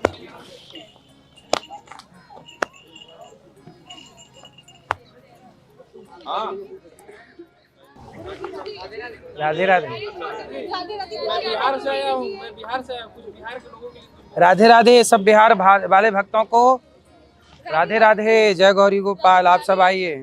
गौचारी जी, गौरी गोपाल आश्रम से फिर हम गौशाला गए, गौशाला से गुरुकुल भी गए। अब हम आ गए उस तरफ जो परिक्रमा मार्ग है, और यहाँ भी आपसे कई बातें होनी है। और यहाँ मेरे साथ कुछ मेहमान भी जुड़ रहे हैं जो आपसे सवाल जवाब करेंगे। आपका परिचय करा देता हूँ, ये राजेश्री रेड्डी जी हैं, सुप्रीम कोर्ट में अधिवक्ता हैं। इधर आचार्य राज मिश्रा जी हैं मेरे दाईं तरफ, और सनातन इन्फ्लुएंसर, आप इधर आइए, मीनाक्षी सहरावत जी, सनातन influencer public speaker Meenakshi Sehrawat ji भी हमारे साथ हैं। लेकिन इससे पहले कि ये बातचीत शुरू करें, मैं कुछ चीजें आपसे जानना चाहता हूँ कि वृंदावन में जब हम घूम रहे हैं तो एक बात और दिमाग में आती है कि यहाँ के सबसे बड़े इस समय कथावाचक कौन है? मतलब आप तो हैं ही, और यहाँ का बड़ा कथावाचक आप किसको मानते हैं? सभी बड़े हैं, यहाँ छोटा कौन? जो भगवान का गुणगान करे सब श्रेष्ठ। अब यहाँ पर ये बात भी हो रही है कि रितेश्वर जी महाराज जो हैं और स्वामी प्रेमानंद जी जब ये परिक्रमा मार्ग में निकलते हैं तो बहुत सारे दूसरे लोगों के लिए कई बार असुविधा होती है आने जाने में। ये आपकी जानकारी में भी पहुंचाएगा? संतों से किसी को क्या असुविधा हो सकती है? संतों के दर्शन करने ही तो लोग आते हैं। आग लगी आकाश में बरस रहे अंगार, संत न होते जगत में तो जल जाता संसार। अभी हम गुरुकुल में थे, कुछ बात आपकी थी उसको मैं पूरी कर दूं। देखिए, सबसे पहले जो आपने विमान का जिक्र किया था कि गुरुकुल संस्कृत पढ़ने वाले बच्चे क्या करेंगे, तो गुरुकुल में सबसे पहले दलपदे जी ने एक विमान बनाया जिसकी ड्राइंग चोरी हो गई, और वही ड्राइंग चोरी करके 1903 में विमान का आविष्कार किया गया। आप ये बात पूरी कीजिएगा। दंडवती परिक्रमा कर रहे हैं कहीं पर, और ये हमारे कैमरे में कैप्चर हो रहा है। देखिए श्रद्धा, देखिए इस समय जाड़े का ये मौसम देखिए, और उसमें परिक्रमा मार्ग में दंडवत करते हुए, परिक्रमा करते हुए लोग देखिए। अपनी बात पूरी कीजिए और उसके बाद गेस्टों को इंट्रोड्यूस करता हूँ, अपने सवालों के साथ आएंगे। राइट ब्रदर्स ने जो विमान बनाया, उसके पहले हमारे यहाँ दलपति जी ने विमान बनाया था, और वह हमारे वेद पुराणों के आधार पर उस नींव पर ही, क्योंकि हमारे यहाँ ही ये सब चीज़ें बनाने की विधा रही है, क्योंकि पुष्पक विमान का जिक्र आपने भी किया, तो हमारे गुरुकुलों से ही हमारे आयुर्वेद है, शिल्प कला है, जितना भी है, सर्जन है। शंकर जी ने सबसे पहले सर्जन है कि नहीं, गणेश जी का सिर काट करके और हाथी का। लेकिन आप जब इस तरह की बातें कहते हैं ना आचार्य जी, तो कई लोग कहते हैं कि आप बड़ी विज्ञानहीन और तर्कहीन बातें करते हैं। शंकर जी आपने ऑस्ट्रेलिया पहले बताइए, वहाँ रखे हुए पहले जो मैंने बात की, शंकर जी सर्जन है या नहीं? आपने जो पहले बातें शंकर कही, जी सर्जन है कि नहीं बताइए? मैं कौन होता हूँ इंडोर्स करने वाला? जनता इंडोर्स करने हाँ या वाली। ना तो बोलिए। मैं तो इंडोर्स करने वाली जनता। मैं ये कह रहा हूँ ऑस्ट्रेलिया को आपने कहा कि वहाँ अस्त्र रखे रहते हैं, इसलिए ऑस्ट्रेलिया। शंकर जी ने अपने शंकर जी सबसे बड़े सर्जन थे कि नहीं, पूछ रहे हैं हाँ स्वामी जी। बता पूछिए। मैं गुरुकुल से पढ़ी, मैं बताऊं पहली बात तो जो इन्होंने पहली बात जो बोली कि शिवकर बापूजी तलपड़े ने पहले विमान की रचना की बृहद विमान शास्त्र से पढ़कर, और उसकी चोरी करी थी राइट ब्रदर्स से। ये बिल्कुल बात सही है। उन्होंने हमारे वैज्ञानिकों, जो हमारे वैदिक वैज्ञानिक है, उनको पढ़कर उन्होंने बनाया। लेकिन हाँ, अभी अगर इसके बारे में बात करी जाए, सर्जन तो हमारे सबसे पहले वो सुश्रुत जी रहे।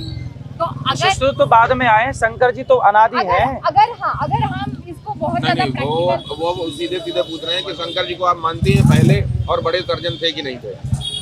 हाँ, अगर प्रैक्टिकली देखा जाए कि उनके कैसे, पर मैं ये नहीं मान सकती कि गणेश जी का सर उस तरीके से रहा होगा। स्वामी जी ने ये भी कहा है, और सुनवा दीजिए जरा इसको, स्वामी जी ने क्या कहा है कि जब हमारे भगवानों के अस्त्र शस्त्र जो है वो उन्होंने उनका उपयोग कर लिया, तो ये कहा गया कि इनका दुरुपयोग ना हो। तो ऑस्ट्रेलिया जिसको कहा जाता है वो ऑस्ट्रेलिया था, वहाँ अस्त्र रखे जी। भारत की शान, भारत का तिरंगा और सनातन धर्म। अब ये तिरंगा जो है ये संविधान से आता है, और ये कहते हैं कि आप केवल शास्त्रों के हिसाब से चीजें देखते हैं, संविधान के हिसाब से नहीं। संविधान हम तोड़ कहाँ रहे हैं? किसी का मर्डर कर रहे हैं क्या? कोई चोरी कर रहे हैं, गलत काम कर रहे हैं क्या? हम धर्म को जानते हैं इसलिए संविधान का पालन कर रहे हैं। जो धर्म को नहीं जानते वो संविधान रोज तोड़ रहे हैं। जब आप कह देते हैं कि किस उम्र के लोगों को शादी करना चाहिए, हाँ आप इसमें कायम है आज भी? हाँ कायम है, कोई दिक्कत नहीं। वही है ऑस्ट्रेलिया। वही ऑस्ट्रेलिया है, और क्या? तो अमेरिका का भी कुछ बता दीजिए इस तरह का। ऑस्ट्रेलिया आप गए? नहीं, मैं तो नहीं गया हूँ, लेकिन आप गए मैं गया होंगे। हूँ, मैं गया हूँ। ऑस्ट्रेलिया में गया। वहाँ के जो प्राचीन लोग हैं वह आज भी वैसे ही है, मतलब उनकी लंबे लंबे हैं, वो बनावट वैसी ही है जो पुरानी है, और वो पुरानी विरासत में सनातन को मानते हैं पुराने प्राचीन लोग। वहाँ क्या ऐसे चिन्ह मिले जिससे आपको सनातन की निशानियां मिली? बहुत सारे संतों से सुना है मैंने, और संत थोड़ी आप जब खुद गए हैं तो फिर आपको सुनना क्यों हाँ पड़ रहा है? भाई, जाने के बाद तो कंफर्म हुआ, सुना तो पहले भी था। तो वहाँ कुछ दिखा? तब की तलवार गदा कुछ दिखी आपको? तलवार गदा, देखो संस्कृति होती, आज तो वो देश गुलाम है ना ब्रिटिश मतलब के आप ये हाथों में। कह रहे हैं अभी तो गुलाम है वो, उनका अपना अस्तित्व खत्म हो गया ना, वो आजादी की मांग थोड़ी कर सकते हैं अब। तो फिर इसी तरह कनाडा का भी किसी वजह से नाम होगा, कनाडा का, अमेरिका का भी किसी वजह से नाम होगा। ब्रज में से शराब अंडा मांस बंद, इसलिए हाँ। यहाँ हस्ताक्षर करा रहे हैं। अभी एक मिनट सही है, सही है। कथा करवा रहे हैं, गाय माता राष्ट्रीय माता बने। गाय राष्ट्रीय माता, सही है। गौ माता राष्ट्रीय माता होनी चाहिए ना? बिल्कुल बिल्कुल बिल्कुल। तो फिर देर क्यों हो रही है?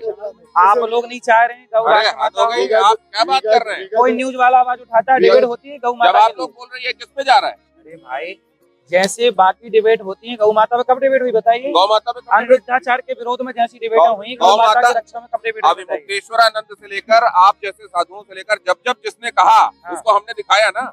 डिबेट क्यों नहीं करते? जो डिबेट भी हुई है, नहीं हुई, हमें बताइए। अरे आप क्या हम बात भी कर रहे देखें। हैं? ये देखो, ये साधु संत लोग, आप हमारा ब्रज क्यों नहीं हो रहा है? क्यों नहीं हो रही है राष्ट्रमाता गौ माता? इसलिए नहीं हो रही है कि एक सुई अगर हमको विदेश पहुंचानी है तो सेंटेक्स से सारी चीजें जहाँ होके जाती है। आज विदेशों में बिक जा रही है उत्तर प्रदेश के अंदर से। तो क्या इस सरकार में भी आप लोगों की सुनी नहीं जा रही है क्या?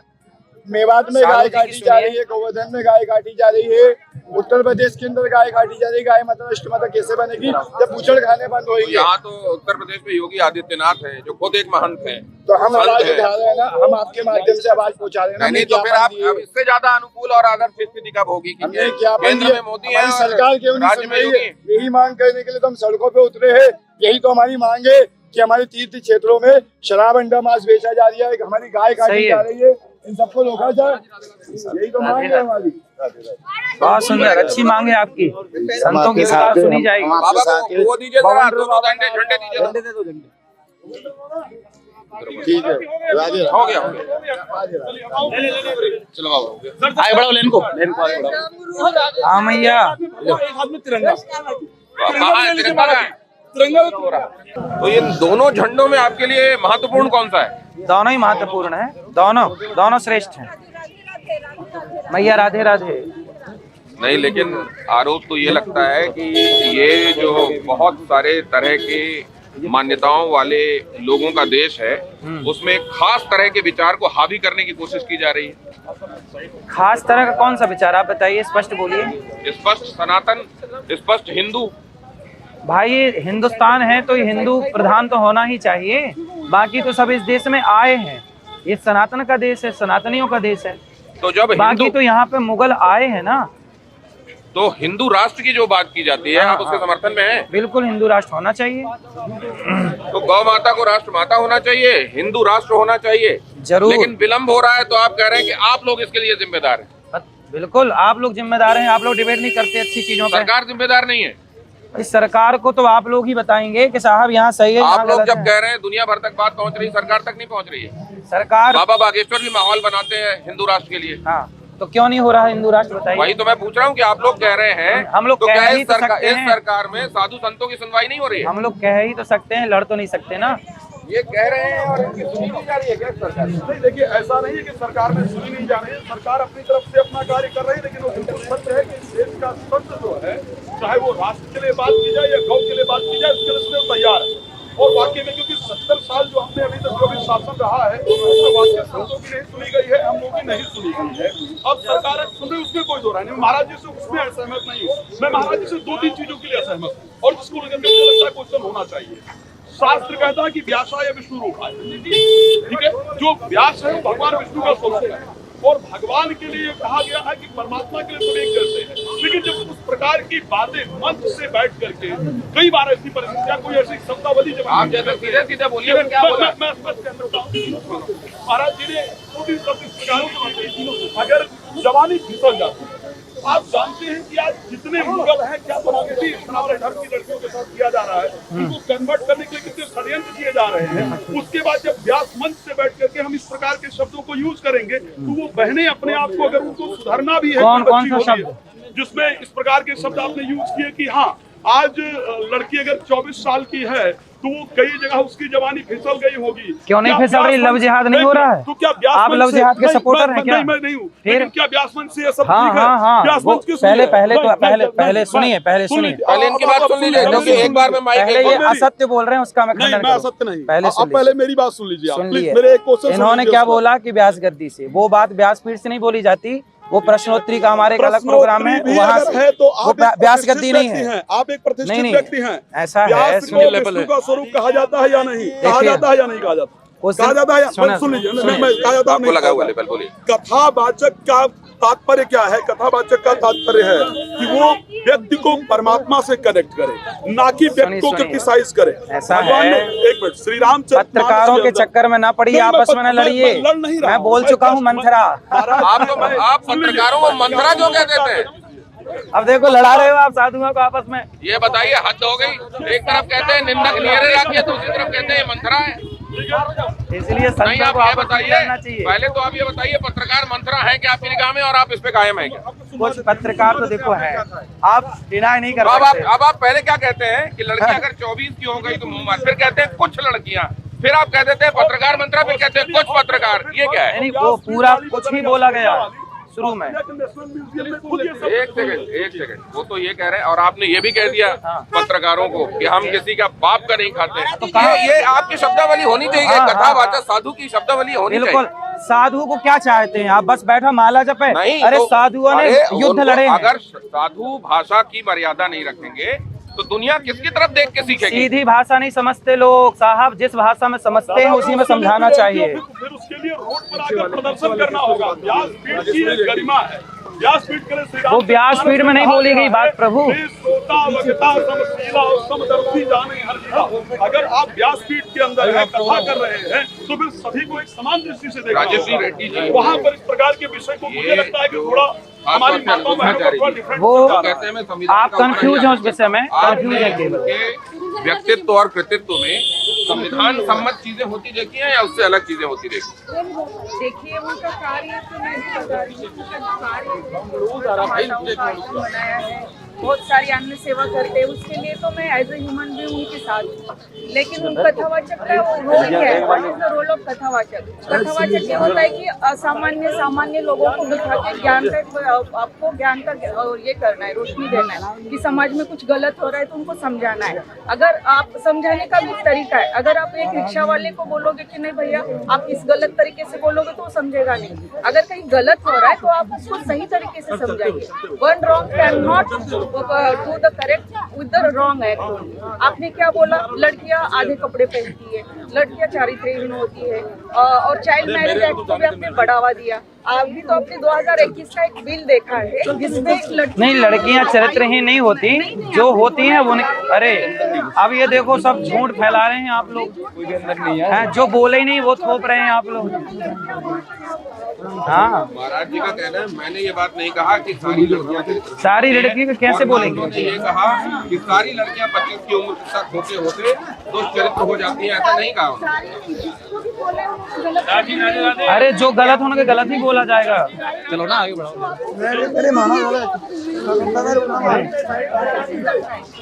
महाराज जी, आपके पास ऐसा क्या सबूत था हाँ। जिसके बेसिस पे आपने ये कह दिया? क्या आपको कोई अगर इस मामले में, और अब तो इसमें आपको शायद 1 तारीख को इसमें जवाब सवाल भी दर्ज होने हैं कोर्ट में। सारे सवाल जवाब हम देते चले आए हैं, आगे भी देते चले आएंगे। सनातन के लिए जो सही है वो बोलना धर्म है। मानस के अंतर्गत गोस्वामी तुलसीदास जी ने लिखा गणिका गीत अजाब। हाँ, आचार्य जी, जब मैं आपके पास नहीं आ रहा हूँ, मान लीजिए माइक आपके पास नहीं और आप बोलना शुरू कर देंगे ना, तो आपकी आवाज नहीं जाएगी। तो जब इनसे बात कर रहा हूँ ना, तब थोड़ा देर इंतजार कीजिए, अब आप बात कीजिए। तो सबसे पहले भाई सीधे से 2-3 चीजें कहेंगे। महाराज जी के एक और प्रश्न, आप भगवान की कथा हम लोग कर रहे हैं और भगवान की कथा करने के बाद आप ये कहते हैं कि सीता जी का हरण इसलिए हुआ क्योंकि सीता जी सुंदर थी। सुंदरता दोष है। मैं जानना चाहता हूँ, मैंने अभी तक श्री रामचरितमानस के आरण्य कांड के अंदर यह अध्ययन किया था कि रावण कहता है खर दूषण मौसम बलवंता तीन न मारे भी बलवंता, पर ब्रह्म ने अवतार लिया है, मैं उनके साथ जाकर के वैर करूंगा, और वहां जाकर के माता जानकी का हरण करता है, इवन माता जानकी को प्रणाम करता है। अगर देखा जाए श्री रामचरितमानस को बताइए, तो इस विषय को लेकर के आना कि माता सीता सुंदर थी इसलिए उनका हरण हो गया, व्हाट इज दिस? मतलब क्या ये व्यासपीठ की गरिमा है? क्या हम अपने ही भगवानों को बैठ करके व्यासपीठ से अगर इस प्रकार अपमानित करेंगे, इट मींस कि हम तो क्या कर रहे हैं? जवाब भी तो लीजिए, आप बहुत लंबा सवाल पूछ लेते हैं। महाराज जी चाणक्य नीति पढ़े हैं कभी? मैं पढ़ा हूं दादा, मैं देखे धर्म हैं? पर इतना मैंने अध्ययन चाणक्य किया है। नीति पढ़े हैं तो अति रूपेण वही सीता अति गर्भेण रावण, ये श्लोक नहीं पढ़ा सुन आपने? लीजिए, पहले ये बताइए, पहले ये बताइए, आप बताइए, अब सुनने को तैयार नहीं है। आप वो जो पूछ रहे हैं उनका जवाब दीजिए। वो ये कह रहे हैं कि आपने चाणक्य नीति में पढ़ी है अति गर्भ, तो बताइए इसका अर्थ रावण क्या को हुआ? बहुत ज्यादा गर्व था और सीता बहुत रूपवती थी, ये उसमें लिखा हुआ है तो ना। क्या रूपवती होना फिर गलत है? तो उसमें लिखा है जो वो ना बताएंगे हम। चाणक्य नीति फिर आप जला दो फिर। कथा चाणक्य कर रहे हैं, आप चाणक्य वो आप बताइए चाणक्य नीति फिर। आप गुरुकुल चला रहे हैं, हाँ कि ना? मैं गुरुकुल से पढ़ी हुई हूँ। चाणक्य नीति भी एक शिक्षा का हिस्सा है। मेरी बात सुनिए, आप गुरुकुल चला रहे हैं, मैं गुरुकुल से पढ़ी हुई हूँ। हाँ। मुझे गुरुकुल में जो मर्यादित भाषा सिखाई जाती है वही मैं सामने रखती हूँ। आप कह रहे हैं कि मैं कैसे भी मन से बोलूंगा, नहीं बोल सकते। आप आप लोगों का इसमें ऑब्जेक्शन क्या है कि जो बहुत जो अगर रूपवान है, क्या ये उसकी गलती हो गई? आप ये कह रही है? बिल्कुल भी नहीं है। मतलब अगर उन्होंने कहा कि सीता जी बहुत रूपवती थी, ये उनके लिए परेशानी हो गई। क्या आप ये कहना चाह रही हैं कि रूपवती की इसमें क्या गलती है? ऐसा क्यों कहना चाहिए? आप ये कह रही हैं? आगे लो आगे। चाणक्य नीति नहीं पढ़ी लोगों ने, मैं क्या करूं? बताइए मैं क्या करूं? आप आगे कह रहे हैं कि दुनिया में जिसके पास भी रूप है, मैं नहीं, चाणक्य। तो आप उनका उदाहरण दे रहे हैं, मतलब आप इंडोर्स कर रहे हैं। भाई चाणक्य को आप सपोर्ट नहीं करते? मैं ये कह रहा हूँ कि आप क्या ये कह रहे हैं कि जिसके पास भी, जैसे आप भी सुंदर है बहुत देखने में। चाणक्य नीति में जो लिखा है वो अकाट सत्य है, उसे कोई आप ये नहीं कह सकते कि ये नहीं। क्या व्यासपीठ से बैठ करके कथा में अरे भगवान, एक सेकंड, तो आप चाणक्य नीति पढ़े हैं? पढ़े नहीं है स्वामी। कोई सुंदर लड़की को किडनैप सुनो। कर लेता है और फिर कहता है सुंदर थी इसलिए मैंने किडनैप कर दिया, मेरी क्या गलती है? रावण ने भी तो हरण किया था। सुनो। क्या होगा उसमें मुझे बताइए, मैं जस्ट पूछ रहा हूँ आपसे। चलिए ठीक है, ये बताइए, आपने व्यासपीठ से ये बताइए, माता शत्रु पिता वैरी ये न बालो न, पढ़ा है आपने? कहाँ का श्लोक है? कहाँ का श्लोक है? पहले बताइए कहाँ का श्लोक है? चाणक्य नीति का है और ये सिलेबस में हमें 7वीं क्लास में पढ़ाया गया है। अब बताइए, पूछिए। पढ़ाया गया है, लेकिन क्या श्री राम क्या ये रेफरेंस ठीक है? कल कोई लड़की का किडनैप करेगा, 7वीं क्लास में खुद पढ़ा हूँ। इनकी चिंता समझिए, ठीक है? इनकी चिंता, ये चिंता है। हाँ, इनकी चिंता है। इनकी चिंता स्वामी जी ये है कि मान लीजिए आपकी ये बात सुन के कि रूप जो है वो परेशानी का कारक है। कोई किडनैप कर ले, किसी महिला के साथ कोई दुराचार हो जाए, वो कहे कि इसका रूप इसके लिए जिम्मेदार है, मैं जिम्मेदार नहीं हूँ।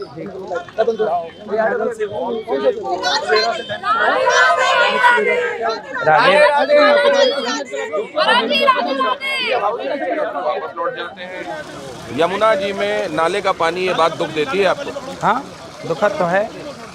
कार्य करना चाहिए, से पहले शुद्ध करना चाहिए, फिल्टर करके फिर मिलाना चाहिए। तो आपको लगता है दिया तले अंधेरा है, आप लोग सब यहीं पे हैं और वृंदावन में ये हो रहा है? आप लोग ये सब खबरें दिखाते ही नहीं हम तो दिखा के सवाल पूछ रहे हैं, तब तो आप जवाब दे रहे हैं। अब वो तो मेरे कारण आप आ गए, वरना अपने से कब आए थे? बताइए। अपने से कब आए गंगा का आप? प्रदूषण, यमुना का प्रदूषण हम नहीं दिखा रहे। आप वही, आप पता नहीं आज इन दिनों खंबा नोचने में लग गए हैं, मंत्रा करने में लग गए हैं, हर चीज में मीडिया जिम्मेदार। आप सच बताओ, मेरे साथ आए हो यहाँ, अपने से नहीं आए? इसके पहले भी दिखाया गया है यमुना का प्रदूषण, गंगा का प्रदूषण, और आप लोगों के रहते ये हो रहा है, ये तो और भी चिंता की बात है। खाओ माँ कसम के दिखाए हो, भगवान कसम दिखाया है। चलो फिर सही। फिर यमुना पर कई बार डिस्कशन हुआ, न जाने कितनी बार दिखाया गया है गंगा और यमुना का प्रदूषण। चाहिए हाँ। चलिए। अच्छा ये बताइए, चिराग तले अंधेरा है कि नहीं? सही है, सही, ये शुद्ध होना चाहिए, फिर मिलना चाहिए। और मतलब ये हर कसम न खाता तो आप ये ना मानते? हर राज्य में, हर जिला में, हर शहर में करना चाहिए महाराज। इसके लिए आपको यहाँ बैठना चाहिए, सरकार उस पर सोचेगी, निश्चित रूप से करना चाहिए। मुझे लगता है कि हमारे वृंदावन के संतों को बाकी चीजों पर कमेंट करने से अच्छा है। ये दो चीजें कह रहे, जब भी मैं पूछ रहा हूँ गौ माता के संदर्भ में या हिंदू राष्ट्र के संदर्भ में, नहीं तो मीडिया जिम्मेदार है आपकी निगाह में भी? मीडिया बिल्कुल मैं नहीं मानता। अगर मीडिया जिम्मेदार, अगर मीडिया ना होती तो चाहे महाराज जी या मैं यहाँ तक नहीं पहुँचता। मीडिया जिम्मेदार नहीं तो आज इसको हम सही है, मीडिया ना होती मैं यहाँ ना पहुँचता, अपना काम कर रहा होता। सच्चाई है। मीडिया सही है, फेमस उसी की जगह, उसी के नहीं, बात ये है मीडिया एक मंच है। नहीं मैं मुझे फेमस होने के लिए मीडिया का सहारा नहीं चाहिए था, और ना आज चाहिए है। मीडिया के पहले में फेमस था, और ये बात भी महाराज जी मीडिया में कह रहे हैं। हाँ, मुझे मीडिया से कोई फेमस की कोई चाह नहीं है। जो फेमस नहीं है वो मीडिया के पीछे घूमता है। यमुना जी अभी किस स्थिति में है वो आप लोग देखते रहिए, लेकिन फिर तब तक अनिरुद्धाचार्य जी से बात करके देश, समाज और विश्व की स्थिति भी समझ लेते हैं, क्योंकि कथा वाचन के समय वो ये बातें भी कर रहे होते हैं। उन्होंने एक महत्वपूर्ण बात आपसे कुछ देर पहले कही कि कथावाचक क्यों बात नहीं कर सकता दुनिया के किसी भी मुद्दे पर या जीवन के किसी भी दूसरे विषय पर। कथावाचक तो हर कुछ करने के लिए स्वतंत्र है। वहीं कई लोगों का कहना यह है कि कथावाचकों को केवल धर्म शास्त्र के वाचन तक, उनका मतलब लोगों को समझाने तक सीमित रहना चाहिए। बहुत सारे लोग इसको अतिक्रमण के तौर पर देखते हैं कि कथावाचक वो करते हैं जो अनाधिकार चेष्टा है, उनको ये नहीं करना चाहिए। उनके लिए आपका जवाब क्या? किस विषय पे बात नहीं करनी चाहिए बताइए? किस विषय पे बात नहीं करनी चाहिए कथावाचकों को? राष्ट्र पे बात नहीं करनी चाहिए कि आयुर्वेद पे बात नहीं करनी चाहिए कि संविधान पे बात नहीं करनी चाहिए? संविधान तो हमारे लिए भी है ना, हम भी तो भारत के नागरिक हैं। लेकिन विज्ञान जो है वैज्ञानिक पूरा पढ़ेगा, हाँ, चिकित्सा शास्त्र डॉक्टर पूरा पढ़ेगा। हाँ, लेकिन ये नहीं है कि हम कुछ धाराओं को नहीं जानते, हम भी जानते हैं। अभिव्यक्ति की आजादी हम भी जानते हैं, कुछ धाराएं हम भी जानते हैं। भाई पूरा तो नहीं नॉलेज है उस क्षेत्र का, पर जितना नॉलेज है, जितने से काम चल सकता है उतना आपको भी पता है। तो फिर ऐसा तो थोड़ा बहुत नॉलेज हर किसी को हर चीज का है, तो इसलिए बोला डॉक्टर भी जानता है बाकी चीजों के बारे में, थोड़ा बहुत धाराएं वो भी जानता है, हाँ, थोड़ा बहुत शास्त्र वो भी जानता है। हाँ, तो क्या जानना चाहिए। क्या वो भी इस बारे में बात करना, शास्त्रों के विषय में बोलना शुरू कर दे? क्यों शास्त्रों के विषय में सब बोलिए, हमारे यहाँ तो सब बात करिए, राम के बारे में सब बात करिए। शबरी, कब शबरी काशी को जैसे आपके साथ ये एडवोकेट बैठी हुई है, हाँ, राजेशी जी, जी सर। आचार्य जी का कहना है कि हम किस विषय पर बात ना करें? सर समाज प्रबोधन जो करते हैं ना, कथावाचक होता है, किसी भी रूप में समाज का प्रबोधन होता है। जहाँ गलत हो रहा है वहीं सही करना हर एक इंसान की जिम्मेदारी है।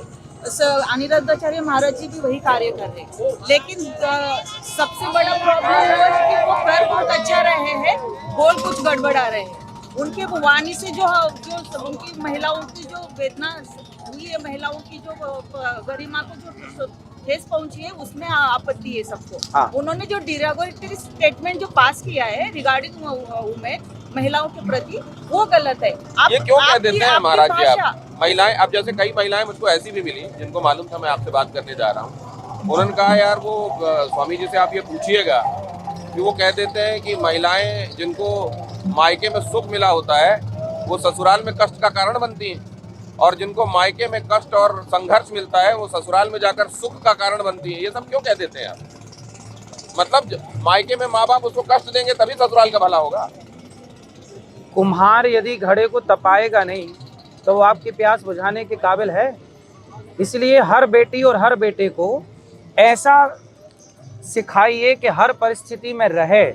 आज हम ये नाव में बीच में पानी में हैं, भगवान ना करे ये नाव डूब जाए तो हम जिसको तैरना आता है वो तो बच जाएंगे, नहीं आता तो बेमौत मारे जाएंगे कि नहीं। इसलिए अपनी बेटी को अपने बेटे को हर परिस्थिति से लड़ना और हर परिस्थिति में रहना सिखाओ। पता नहीं कल कौन सी परिस्थितियां आके खड़ी हो जाएं। ये तो आप दूसरे शब्दों का इस्तेमाल कर रहे हैं। हाँ। नहीं, वही पूरी बात थी, अधूरी बात सुनते हैं ना।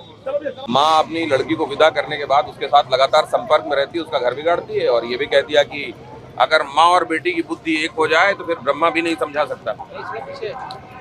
देखिए, समाज के हित में जो बातें जरूरी होती हैं वो बातें हम जरूर बोलते हैं और इन बातों से बहुत लोगों के जीवन में बदलाव हुआ है, सुधार हुआ है, जीवन में बहुत तरीके का सुख देखा गया है बदलाव के बाद।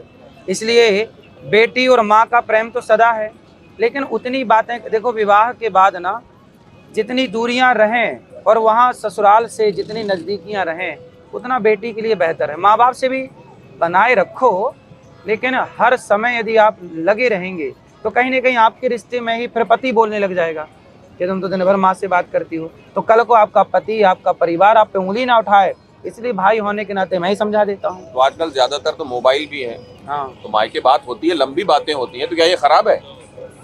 लंबी बातें आप बताइए होनी चाहिए कि नहीं? मैं तो आपसे पूछ रहा हूँ, आपने कहा है।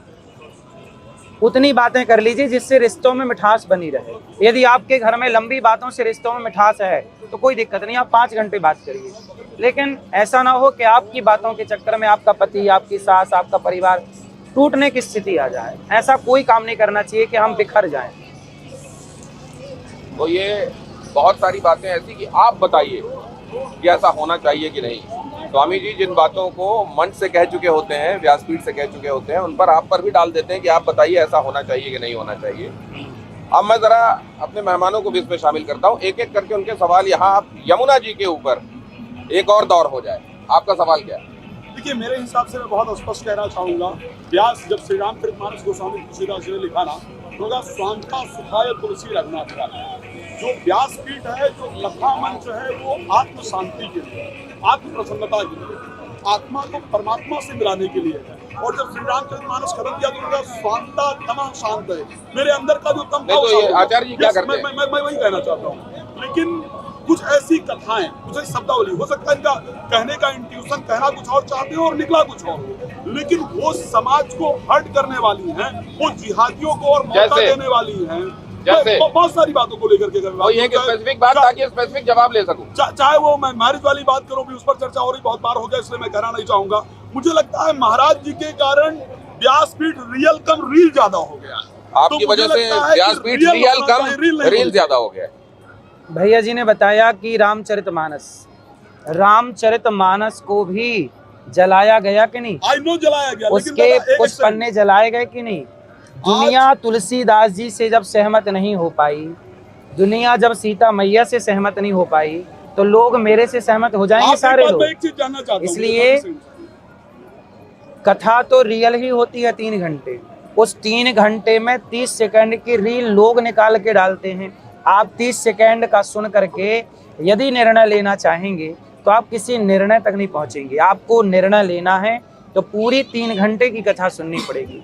माँ बाप की एक बात से आप कोई डिसीजन नहीं ले पाते, पूरा आपको संविधान की सारी धाराएं पढ़नी पड़ेंगी, तब ना संविधान समझ में आएगा। अब आप कह रहे थे कि याद हमको मालूम है, उस पे हम कहते हैं नहीं, हम अपने, मैं चूंकि एडवोकेट नहीं हूँ तो मेरा काम 1-2 बात से चल जाएगा, लेकिन आप यदि एडवोकेट हैं तो आपको पूरा जानना पड़ेगा। शास्त्रों को भी तो आपने ये कहा कि मैं रियल बात करता हूँ, लेकिन उससे 30 सेकंड निकाल के रील बना के मुझको रील वाला कह दिया जाता है। बस व्यासपीठ पर बैठ करके एक शब्द भी किसी के प्रति गलत नहीं निकाला जा सकता, ये व्यासपीठ की मर्यादा है, व्यासपीठ की अपनी गरिमा मर्यादा है। एक बात आप मुझे बताइए, आज जब आप किसी, मान लिया जाए कि कहीं कोई व्यक्ति शराब पी रहा है, मैं एग्जाम्पल दे रहा हूँ, और उस शराबी को कहोगे तुम शराबी हो, और तुम अगर शराबी हो तो तुम्हें शराबी कहा ही जाएगा, तो क्या वो शराब छोड़ देगा? अगर उसकी जगह उसी शब्द को प्यार से समझाने का प्रयास किया जाएगा, कोई लिविंग में है तो कुत्ता बिल्ली है, व्हाट इज दिस कुत्ता बिल्ली भाई? अगर आपके हिसाब से क्या शेरनी है? बिल्कुल ठीक है, शेरनी होगी फिर वो लेवल में रह के बस। लेकिन अगर मैं उनको कुत्ता बिल्ली कहूंगा नहीं, तो वैसे वापस नहीं वैसे आएंगे। ये जो पीढ़ी है ये बहुत अच्छे से रिलेट करती है अपने संस्कारी धर्मों, अपने अपने मूल्यों से भी और आज की लिविंग जैसी चीजों से भी। ये जो कुत्ता बिल्ली वाली बात कही है, आप इससे सहमत हैं? अभी भी इन्होंने कहा कि और क्या शेरनी होगी, कुत्ता बिल्ली कुत्ता ही बिल्ली तो होगी। शेरनी होगी क्या? अच्छा, इनका मैंने हमेशा देखा है कि एक जो टारगेट होता है, पहले आपने एक बात बहुत अच्छी कही थी कि एक गुरु होने के नाते, एक आचार्य होने के नाते हम सब कुछ समाज तक दे, सारे विषयों को रखे, वो ठीक बात है, लेकिन आपके सारे टारगेट महिलाओं को लेकर ही क्यों होते हैं? मैंने कभी नहीं देखा कि आप स्पष्ट रूप से पुरुषों को भी उतना ही टारगेट कर रहे हैं। मैंने जितना भी आपको सुना है, जितना भी आपको देखा है, आप महिलाओं को ही ज्यादा टारगेट करते हैं। महिलाएं ही आपका टारगेट क्यों होती हैं? महिलाओं को नहीं, इन्होंने अब कहा वही ना 30 सेकंड वाली बात है इनकी। मैं कथाओं से, जानते हो क्या बोलता हूँ? मैं कथाओं से बोलता हूँ कि हर पुरुष को अपनी पत्नी के नाम पर कुछ जमीन जायदाद कुछ प्रॉपर्टी करना चाहिए। अच्छी बात है पुरुषों के लिए, है ना?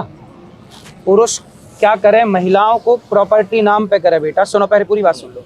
क्यों? अरे माइक लाओ। आपका लगा हुआ है ये। अरे डबल लाओ। अच्छा, डबल। और मैं अपना वाला भी। सुनो, ऐसा है कि मेरे पास कुछ माताएं आई, वो इसलिए आ गई कि उनकी 8 एकड़ जमीन थी या बैंक बैलेंस था, पर पिता ने पूरा बेटे को दे दिया और बाप मर गया। जब बाप मर गया तो बेटे ने अपनी माँ को घर से निकाल दिया। यदि उस माँ के नाम पे भी 1 एकड़ 2 एकड़ कुछ जमीन होती या कुछ प्रॉपर्टी होती, तो इस लालच से बेटा माँ की क्या करता? सेवा। अब बताइए, नारी के सम्मान में मैं कितनी बड़ी अधिकार की बात कहता हूँ कि पुरुषों को चाहिए कि वो अपनी अपनी पत्नी के नाम पे कुछ ना कुछ प्रॉपर्टी करें। कल तो को आप ये कह रहे हैं कि जो भी सेवा करता है वो किसी लालच से करता है? सुनिए ना, पूरी बात समझिए साहब, फिर वही अधूरी बात आप भी सुन रहे आप हैं। करते हैं इतनी वृद्धाओं की सेवा, आप तो कोई लालच नहीं करते। हम तो नहीं कर रहे, इसलिए समझा हमने। हम चाहते नहीं कि वृद्धाश्रम बने, हम तो वृद्धाश्रम खत्म हो उस पर काम कर रहे हैं। नहीं तो प्रॉपर्टी होगी इसलिए सेवा होगी, ये तो सोच ही गलत है। भाई बहुत सारे लोग तो सेवा नहीं करना चाहते। जो वृद्ध माएँ रह रही हैं गौरी गोपाल आश्रम में, उन बच्चों के अंदर सेवा का भाव क्यों नहीं? अभी 15 दिन पहले यहाँ पर एक माँ की मृत्यु हो गई। 2 बेटे हैं माँ के। हमने फोन लगाया कि आओ, बेटे ने मना कर दिया, बोले मैंने तो पिंडदान कर दिया है जीते जी। नहीं आया, कंधा भी दिया। और परसों माँ की 13वीं ये दास ने की यहीं पर। नहीं, जिसमें आप बहुत फूट कर रो रहे थे। हाँ, मैंने देखा, दुनिया ने देखा है। तो वो माँ की सेवा हमने की। अब यदि उस माँ के पास कुछ प्रॉपर्टी होती तो शायद उसका बेटा, शायद। मेरा विचार इससे भिन्न है कि अगर जिसको करना है, जिसके पास संस्कार है, वो सेवा करेगा, नहीं तो प्रॉपर्टी। संस्कार की बात तो हम करते ही हैं, लिव इन में नहीं रहना, ये संस्कार की बात तो मैडम है। है, ये एडवोकेट भी हैं। हाँ। वो शायद बता सकती हैं कि सेवाएं आज कलयुग पहले में ये उन्हीं की बताइए। हो रही हैं क्या, जिनके पास प्रॉपर्टी है? जी सर, एक सिटीजनशिप टाइप में सर की एक प्रकार से बात प्रैक्टिकल है। प्रैक्टिकल बातें हैं, मैं बोल रही हूँ ना हमेशा से, उनका मुद्दा सही है, मुद्दा रखने का तरीका गलत है। हाँ, मेरा सिर्फ कंसर्न यही है। सर ने ये वो जो आपने बताया ना कि ससुराल जब जाती है बेटी तो मायके वालों को फोन से दूर रहना है। ज्यादा उनका ये कहना है कि एक बार बेटी शादी ब्याह करके चली गई तो मायके वालों का समझाना अलग, हालचाल पूछना अलग, इंटरफेरेंस कम होना चाहिए। जैसे मैं मैट्रिमोनियल केसेस देख रही हूँ, ज्यादातर ये होता है ना सर, लड़की आती है अपने माँ बाप के परिवार के साथ, पूरा फैमिली फुल सपोर्ट लेके आती है। जो मायके वालों का जो फुल सपोर्ट होता है, सपोर्ट नहीं इंटरफेरेंस होता है। इसीलिए एक बार आपने अपनी बेटी को उस लायक बना दिया, एक एज के साथ शादी कर दी, तो वो अपना सारा, आपकी बेटी समर्थ है, एक बार आपने शादी कर दी समर्थ, जहाँ जरूरत है वो माँ बाप का गाइडेंस लेगी। इस बात के लिए मैं महाराज जी के साथ हूँ। मैं बता रही हूँ कि उनका तरीका गलत है। अब मैं बताती हूँ भारत के संविधान की बात क्या कर रहे हैं आप लोग, दोनों में आप जम्बलिंग कर रहे हैं। जब भारत का संविधान बना ना सर, 1950 में जब इम्प्लीमेंट हुआ भारत का संविधान, उसका फर्स्ट मोटो है to preserve the culture of our nation.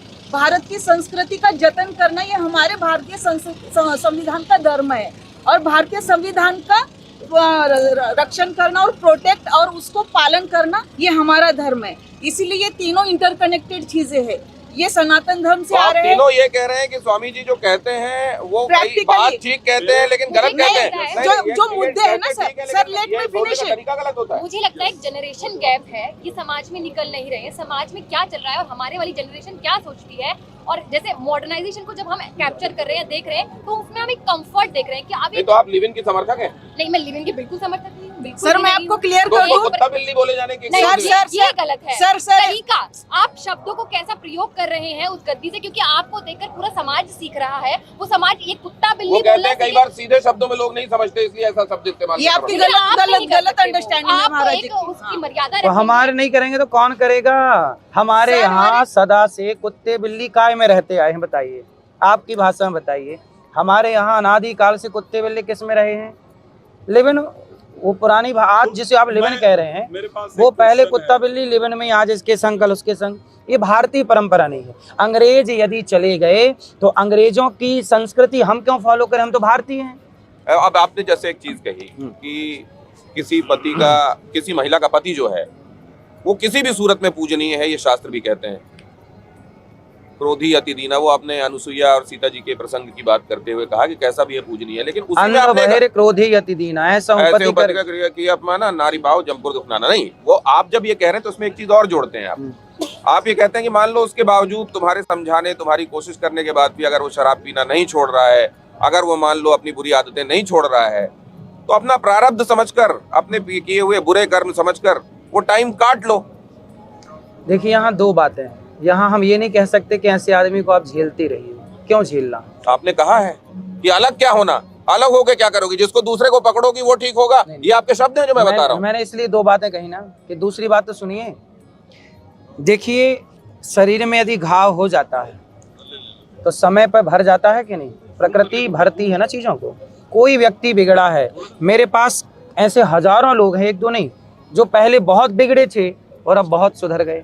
कथा सुनने के बाद जीवन में बदलाव। इसलिए कहता हूँ, संगत से गुण आते हैं, संगत से गुण जाएं, लोहा जड़ा जहाज में पानी में उतराए। अगर कोई को ना कुसंगति पाए न साही, कुसंग पाकर कौन नहीं बिगड़ा और सत्संग पाकर कौन नहीं सुधरा। यदि आपका पति, आपकी पत्नी यदि गलत चली गई है और सत्संग में लाके यदि सुधार है तो सब स्वीकार है। नहीं तो क्या वो महिला सहती रहे या जाके कोर्ट कचहरी करे, FIR लिखाए? देखिए, धर्म के हिसाब से यदि आप देखेंगे, व्यवहार की दृष्टि में तो उसे आवाज उठानी चाहिए, गलत को नहीं बर्दाश्त करना चाहिए, ये व्यवहारिक बात सही है। पर धर्म के हिसाब से पति जैसा मिला है, क्यों मिला? अब शास्त्र, इसमें भी आप गर्भ गीता पे जाइए, गर्भ गीता पे जाएंगे तो आपको पता लगेगा कि आपको ही ऐसा पति क्यों मिला। कोई प्रारब्ध रहा होगा तब ना ऐसा पति मिला। अब भागवत जी में कथा आती है, आत्मदेव जी का बेटा हुआ, धुंधकारी हुआ क्या? वो तो खरीद लिया उसकी पत्नी ने, देवहूति माता ने, उनकी धुंधली ने खरीद लिया, बहन का बेटा। अब हुआ क्या कि उनके भाग्य में तो संतान थी ही नहीं। संत जी ने समझाया था भी कि क्यों बेटे के चक्कर में धिक जीवितम प्रजाहीनम धिक ग्रहम चा प्रजाविना। उन्होंने कहा कि मेरा जीवन धिक्कार है, बेटा नहीं। संत ने समझाया मत चक्कर में पड़ो, पर नहीं माने और फल ले आए और बाद में भोगना पड़ा। उनके बेटे ने तो उनको आप ये मारा। कह रहे हैं कि जो शास्त्र कहते हैं हाँ। और जो व्यवहार कहता है उसमें टकराव है। थोड़ा सा टकराव। देखिए, यदि आप शास्त्र की बात मानते हैं तो कोई टकराव आदमी नहीं। क्या मान के चले, शास्त्र की बात माने कि व्यवहार की बात माने? शास्त्र की बात यदि मानता है तो टकराव नहीं, क्योंकि वो ये मान लेगा कि भाई ये मेरा दुख है, मैं भोग रहा हूँ, ये भोग रही हूँ। इधर लेकर जाता हूँ इसको। शास्त्र की बात कहती है कि पति जैसा भी है पूजनीय है, पूजते रहो, उससे अलग होने का मत सोचो, उससे टकराव और विलगाव की बात मत सोचो। अलगाव शास्त्र ऐसा बिल्कुल नहीं कहता। शास्त्र दो चीजें कहता है, जैसे उन्होंने बिल्कुल सही कहा कि शास्त्र ये कहता है पति की भी तो रिस्पॉन्सिबिलिटी। अगर वो पति है तो उसको झेलते रहो। अगर पति अपने जो उसकी रिस्पॉन्सिबिलिटीज है वो फॉलो कर रहा है तो उसको झेलते रहो, उन्होंने गलत नहीं कहा। लेकिन अगर पति अपने पति वाली रिस्पॉन्सिबिलिटी को फॉलो ही नहीं कर रहा है तो फिर तो आपको कानून के अकॉर्डिंग जाना चाहिए, आपको उससे अलग होना चाहिए। और सर, हिंदू मैरिज एक्ट के तहत सप्तपदी जो है दोनों रिस्पॉन्सिबल है, पति भी और पत्नी भी उतना ही, दोनों एक दूसरे के प्रति लायबल है। इसीलिए या तो पत्नी गलत नहीं या तो पति गलत नहीं है। महाराज का प्रॉब्लम यही है इसका एक बहुत बढ़िया समाधान सही है। महिलाओं के पीछे ही है। मेरा एक निवेदन है कि देखिए, हम और आप, हम लोग भी सनातन के लिए बहुत लड़ते हैं, सारा दिन डिबेट करते हैं, चिल्लाते हैं। मेरा कहने का तात्पर्य है कि आप गलत कह करके वापस नहीं ला सकते। आपको अगर वापस लाना है तो आपको प्रेम की भाषा प्रयोग करनी पड़ेगी। आप अगर किसी को, मैं सच्चाई कह रहा हूं, लाखों को ले आए प्रभु हम अपनी भाषा से। प्रभु कुत्ता ले आए। बिल्ली कह करके और आप लोगों को क्रिश्चियनिटी में डाल रहे हो, लोगों को इस्लाम में कन्वर्ट करने के लिए और प्रेरित कर रहे हो। और यही लोग आपकी वीडियो दिखा करके, ऐसी वीडियोस दिखा करके क्रिश्चियनिटी में लोग कहते हैं कि ये देखो तुम्हारे संत तुम्हें कुत्ता और बिल्ली कहते हैं, तुम उस धर्म में वापस जाना चाहते तो हो। आप ये चाहते हैं कि आपके जो संत हैं वो ये कहें कि लिव इन में रहो? नहीं, ये नहीं कहे, लेकिन अपने शब्द उनको प्रेम से अपने तरीके को परिवर्तित करें। जैसे और कहें- आपको यही बात कहनी है, मान लीजिए हाँ। आप भी धर्माचार्य हैं, हाँ। आपको यही बात कहनी है, आप किस तरीके से कहेंगे जरा दुनिया को दिखाइए। मैं बड़ा स्पष्ट कहूंगा। नहीं, आप जैसे कहेंगे मैं वैसे कहिए। मैं कहूंगा, वही बता रहा हूँ कि ठीक है, जाने अनजाने में आपसे गलती हुई, लेकिन इस गलती को सुधार करके आपको अपने धर्म में सनातन के हिसाब से जीवन को जीना चाहिए, वही सबसे बेहतरीन मार्ग है। मैं ये नहीं कहूंगा कि तुम कुत्ता बिल्ली बन गए हो, तुम कैसे वापस आओगे, तुमने तो जीवन बर्बाद कर दिया है, तुमने तो समाज बर्बाद कर दिया है, तुम तो 4 जगह मुंह मार। What's this? मतलब अगर मैं कहूंगा लड़की को 4 जगह मुंह मार के आई है, वो नहीं मार के आई हुई तो 10 जगह जाएगी। भाई जब मुझे कहा ही जा रहा है, इन्होंने एक धर्म की बात मैं कर रहा हूँ। हमारे यहाँ धार्यति इति धर्म, जो धारण करने योग्य है वही धर्म है। उस सिचुएशन में क्या धारण करने योग्य है हमें वो देखा जाएगा। आप कह रहे हैं कि महिला को अपने पति जैसा भी है उसके साथ निभानी चाहिए, ये उसके प्रारब्ध अभी मैं इनके प्रश्न का उत्तर दे दूं। जब बात आप उनके उत्तर देना चाहते हैं? इनका 1 मिनट। स्वामी जी ने जो कहा, अभी इन्होंने एक वीडियो नहीं देखी होगी, आपके चैनलों पे चली, एक महिला रोती रही, एक माँ रोती रही और बेटी अपनी माँ के आगे वो पर पुरुष के संग चली गई, उसके संग रहना था लिव इन में। ये वीडियो खूब वायरल हुई थी, हम सबने देखी। प्यार की भाषा यदि आप समझाओगे, बेटा मत रहो लिव इन में, बेटा आप कह तो रहे हैं प्यार से, पहले प्यार से तो कहा बेटा लिव इन में रहना गलत है, ये पाप है, प्यार से समझा चुके लाख बार। जब प्यार से नहीं समझेंगे तब सीधी बात बोलनी पड़ती है। ये प्यार की जो जिस सीढ़ी पे आप हैं, इस सीढ़ी से हम लोग आगे बढ़ चुके हैं। एक काम बताइए, अच्छा ठीक है, चलो वो रोती रही और वो चली गई, क्या वो 2 थप्पड़ मारती तो माता पिता जेल भी जाते, क्या वो वापस आ जाती? रोती क्या वो 2 थप्पड़ मारते तो देखो वापस आ बात जाती? थप्पड़ की है ही नहीं, बात थप्पड़ की नहीं क्या है। 2 थप्पड़ मारने पे आजकल वापस तो आ जाती? थप्पड़ मारने का नहीं अधिकार आता। किसी को नहीं है, आप मार नहीं तो सकते फिर किसी फिर को। कैसे? तो प्यार से ही आ सकती इसलिए है ना। नहीं। प्यार से बोलने पर हो सकता है, चलिए आज आप नहीं तो दूसरी कल बात पे वापस आ चलते हैं, जाए। आप क्या कह रही थी? मैं कह रही थी इन्होंने धर्म की बात करी कि पति कैसा भी हो उनके साथ ही रहना चाहिए, ये हमारे प्रारब्ध हैं, हमने भी प्रारब्ध के बारे में पढ़ा है। लेकिन हमारे शास्त्र ये भी तो कह रहे हैं धार्यति इति धर्म, जो धारण करने योग्य है वही धर्म है। उस सिचुएशन में क्या धारण करने योग्य है वो भी तो हमें देखना पड़ेगा ना। अब अगर इसमें धारण करने योग्य ये बात है कि हमें कोर्ट या कचहरी जाना पड़ेगा, तो महिला जाएगी ना, क्यों वो भुगतेगी उस बात को? मेरी भी बहन है, वो भी ऐसा कुछ सहन कर रही है, मैं उसको देख रही, मैं चाहती हूँ कि वो उसे छूट जाए, तो वो कोर्ट और कचहरी के चक्कर ही लगाएगी। गुरुजी आप ये क्यों चाहती हैं कि छूट जाए? आप ये कोशिश क्यों नहीं करती कि वो एक अरे रहे? क्यों कोशिश पति को करें? समझाना, मारने पीटने के लिए बहन वो बेटी को छोड़ दे क्या? समझाओ, सबको दोनों को समझाया जाए। भगवान कृष्ण भी महाभारत से पहले शांति का प्रस्ताव लेकर गए थे कि नहीं? और उसके बाद क्या किया था? शांति से बात बन जाए तो महाभारत की जरूरत नहीं है, और जब शांति से बात नहीं बनेगी तब आखिरी तो क्रांति है ही, कहाँ जाएगी वो? आप वायलेट नहीं कर सकते। आर्टिकल 15 भी है जो आप किसी सेक्स या रेस के अगेंस्ट में आप शब्द की भाषा सुनिए, यूज नहीं कर मेरी एक सकते। वीडियो आपने सुनी होगी बहन, तो सुनिए। आपने कभी एक पुरुष के एक चरित्र पे अटैक किया है? एक Directly और मिनट, पुरुष मैंने लोगों ने हमेशा आपसे एक कोई वीडियो आपने क्वेश्चन सुनी पूछा होगी, सबने आप सुनी पुरुषों होगी। के खिलाफ क्यों है भाई? हम खिलाफ नहीं है सर, हम नहीं सर, ये सर समाज संस्था और मैं ये कह रहा हूँ जो गलत कहे, नहीं आप जो गलत करे वो गलत बोला जाना चाहिए, जो सही करे वो सही बोला जाना चाहिए। इसमें पुरुष स्त्री कहाँ से आ गया? सर कुटुंब व्यवस्था जो है ना दोनों से चल रही है, अकेले से स्त्री से या पुरुष से नहीं चल मैं ये रही है। कह रहा हूँ आपका सवाल ये था कि आपने पुरुष पे टिप्पणी क्यों नहीं करते? नहीं क्यों नहीं, आपने कभी ऐसे पुरुष को नहीं आप पुरुषों समझाया। पे टिप्पणी नहीं महिलाओं करते। को ठीक है, इसलिए सवाल आ गया मैम, आगे समझा बढ़ने रहे हो। आगे बढ़ने दीजिए। हाँ। आपने एक वीडियो सुनी होगी मेरी, जहाँ एक पुरुष कहता है कि महाराज जी मेरी पत्नी सुनती नहीं है, तो मैंने वहाँ बोला कि एक उंगली उठाओ और यहाँ रखो, तुम पत्नी को ना समझाया करो, पत्नी जो कहती है वो मान लिया करो, जो कहती है उस पर चल। अब बताइए, पुरुषों को मैं डांट रहा हूँ कि नहीं कि पत्नी से आर्गुमेंट ना करो, जो कहती है करने का। ये वीडियो नहीं सुनी आपने? अब बताइए, ये नारी के सम्मान में पुरुषों को मैं चुप करा रहा हूँ, इससे बड़ा सम्मान और क्या होगा? तो जब आरती जी कुछ कहती हैं तो आप ऐसा कर लेते हैं? चुप रहते हैं, हम कहाँ बोलेंगे? आप भी तो चुप रहते हैं, बता भले ना रहे हो। क्या पता, आपने देखा हो तो बोलिए। आप कई चीजें बगैर सबूत के बोल देते हैं। अब जैसे आप लोगों को, आपको ये भी व्यासपीठ से कहते लोगों ने सुना है कि सादगी वाला जीवन अपनाओ और सादगी वाली शादी करो, आप कहते हैं ना।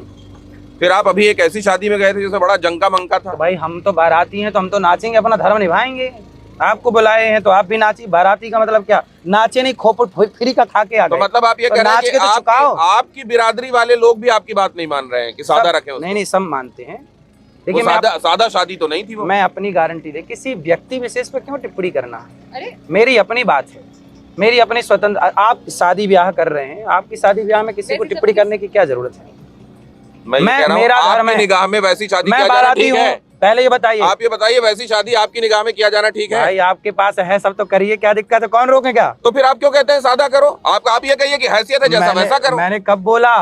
मैं ये बोलता हूँ कि शादियों में आजकल जो लड़की के पिता बारातियों के लिए शराब की व्यवस्था करते हैं, आजकल बेटी का बाप बेटी के लिए मतलब बारातियों के लिए वो शराब का ठेका खोल देता है।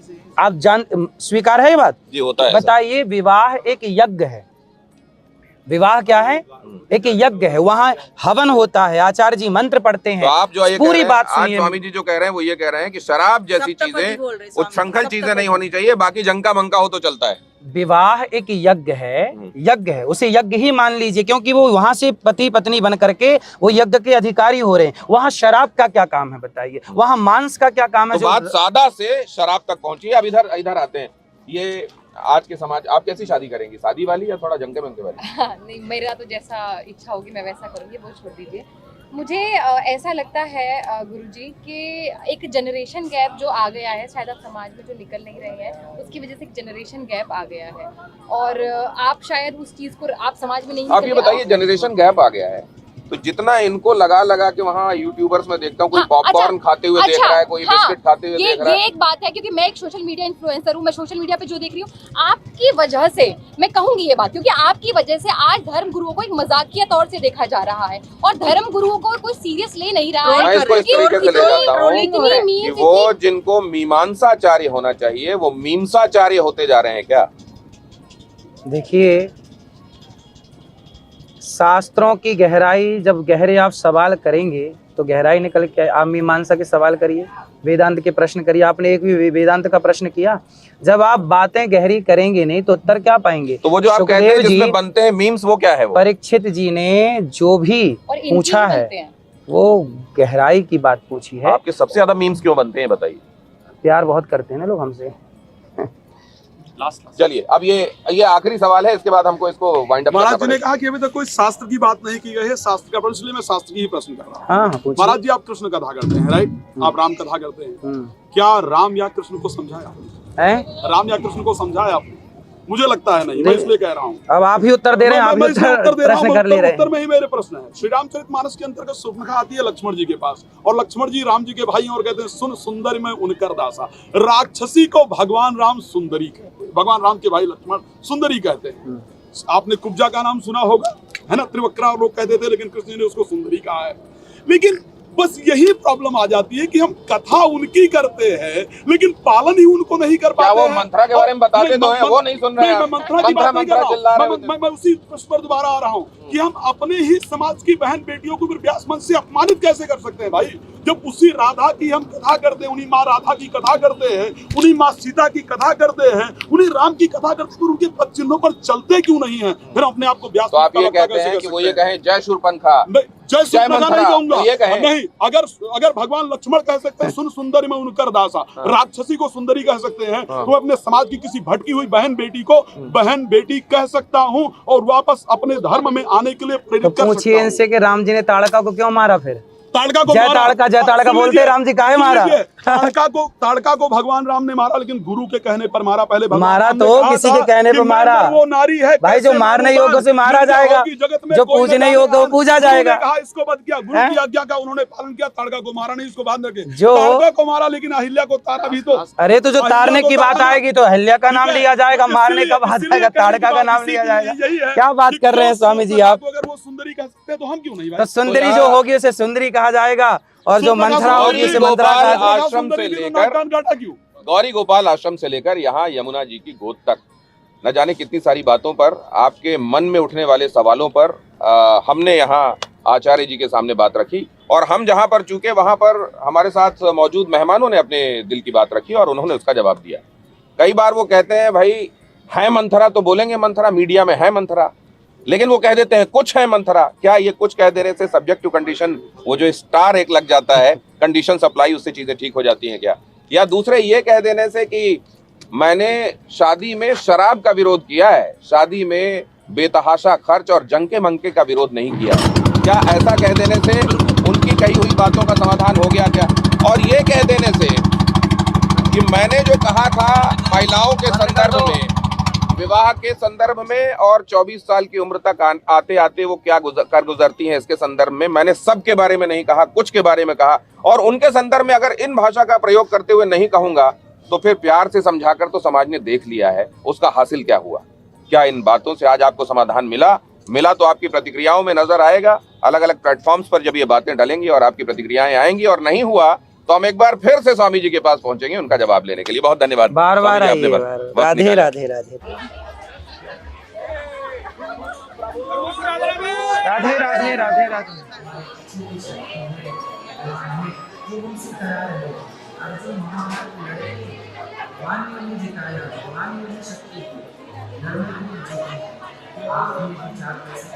ये रात के 12 बजे तक भी ऐसा चलता है।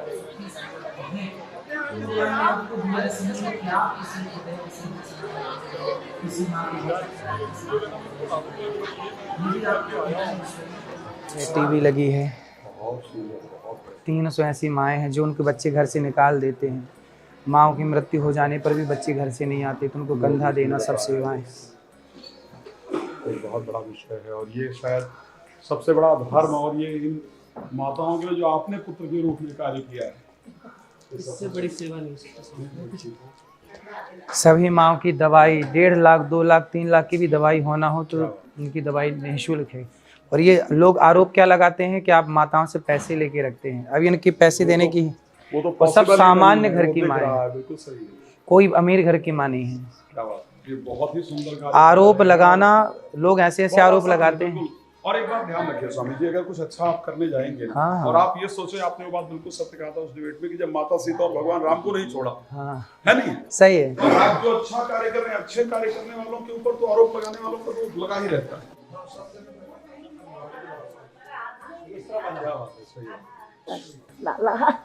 बैठे रहो बैठे रहो, बैठो बैठो। ठीक है बाबू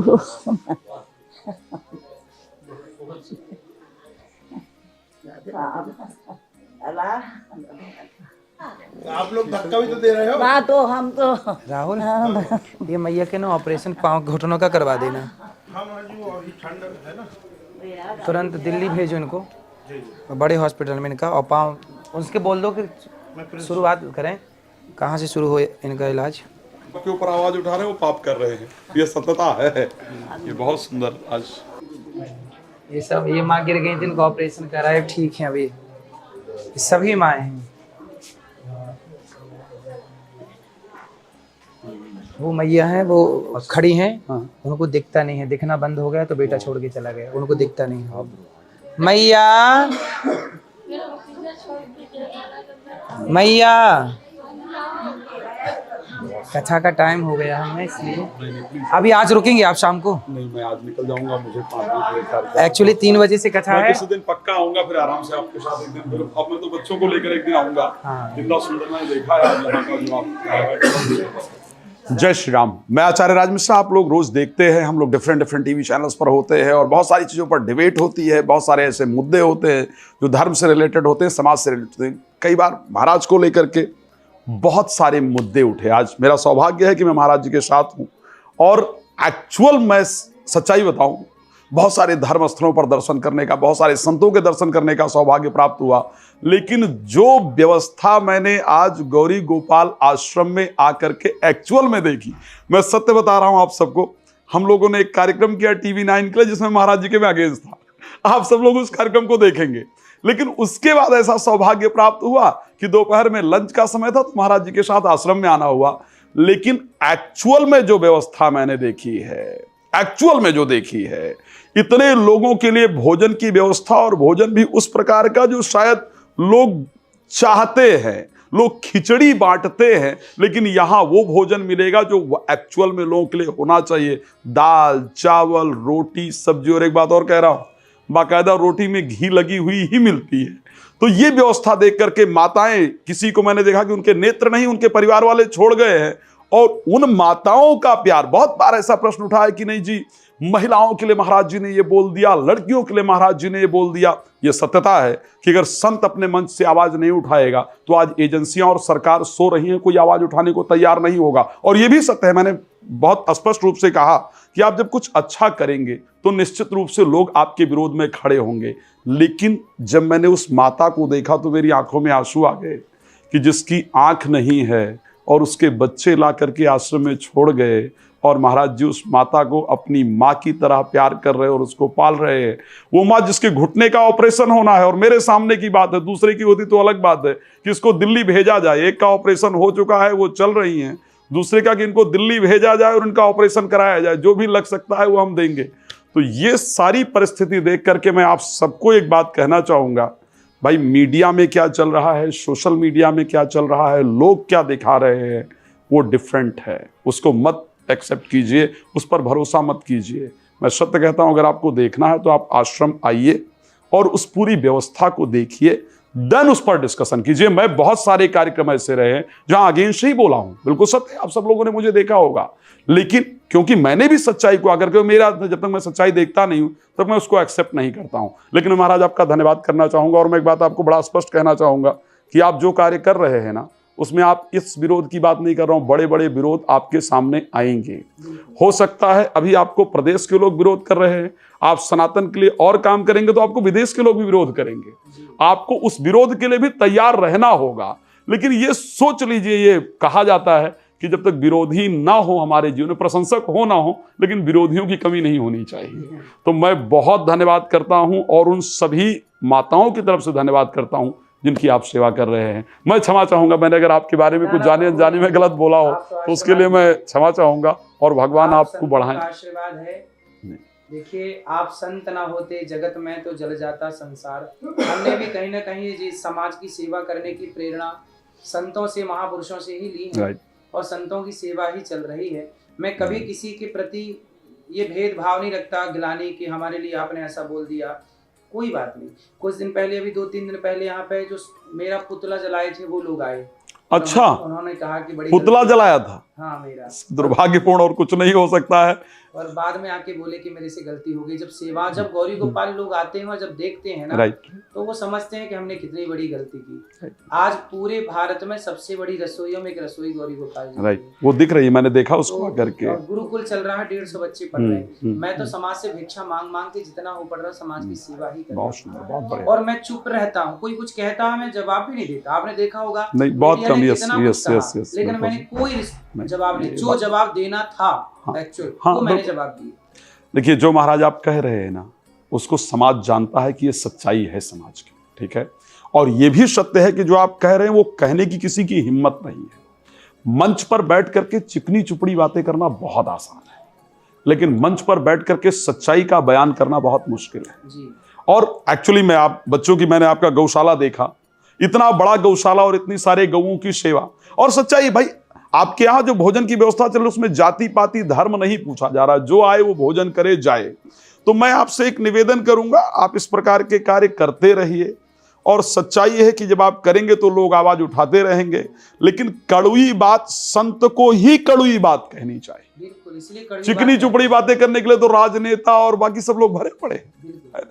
तो जब मंच से भी चिकनी चुपड़ी बातें, लुभावनी बातें जाती हैं, तो श्री रामचरितमानस की मुझे चौपाई याद आती है कि सचिव वैद्य गुरु तीन जो प्रिय बोले भय आस, और आज धर्म तन तीन कर होई बेगही नाश। तो आप जो कार्य कर रहे हैं मैं उसके लिए हृदय से आपकी बहुत सराहना करता हूं, और आप ऐसे आगे बढ़ें। मेरे लिए आप जो भी मैं कर सकता हूं और कुछ छोटा मोटा, तो मैं हमेशा आपके साथ रहूंगा। मीडिया में ये पक्का है कि आज के बाद जब भी मैं आवाज उठाऊंगा तो आपके पक्ष में उठाऊंगा, इसको ध्यान रखिएगा। धन्यवाद। आप जैसे लोग हैं समाज में तो चिंता नहीं है, आज ना सही कल, जैसे आप आज आए भगवान, ये तो धन्यवाद उस न्यूज वाले का। हाँ, यहाँ तक यस, हमारा मुलाकात हो गई, बिल्कुल सही, ये सत्य है। नहीं तो अब मिलन से पहले भी तो हम लोग उसी पर डिस्कस कर रहे हैं, बोल रहे हैं। तो जब तक चीजें, भाई हम लोगों जैसा व्यक्ति जो सारा दिन मीडिया में शोज करता है, और अगर उसको सच्चाई, भाई जनरली लोग विश्वास किस पर करते हैं, जो मीडिया दिखाती है उसी पर विश्वास करते हैं। और आपकी वो बात सत्य है कि 3 घंटे की कथा में 30 सेकंड निकालना बड़ा आसान है, और 30 सेकंड में, और आजकल तो एआई चल गया है, आप कुछ और बोल रहे हैं, लगा कुछ और दिया जाए। तो उस परिस्थिति के अंतर्गत जब यहां आकर के देखा, जब आपके कार्य को देखो, तो समझ आता है कि नहीं, जो दिखाया जा रहा है कुछ और है, सच्चाई कुछ और है। ये परिस्थिति है। चलिए, बहुत धन्यवाद।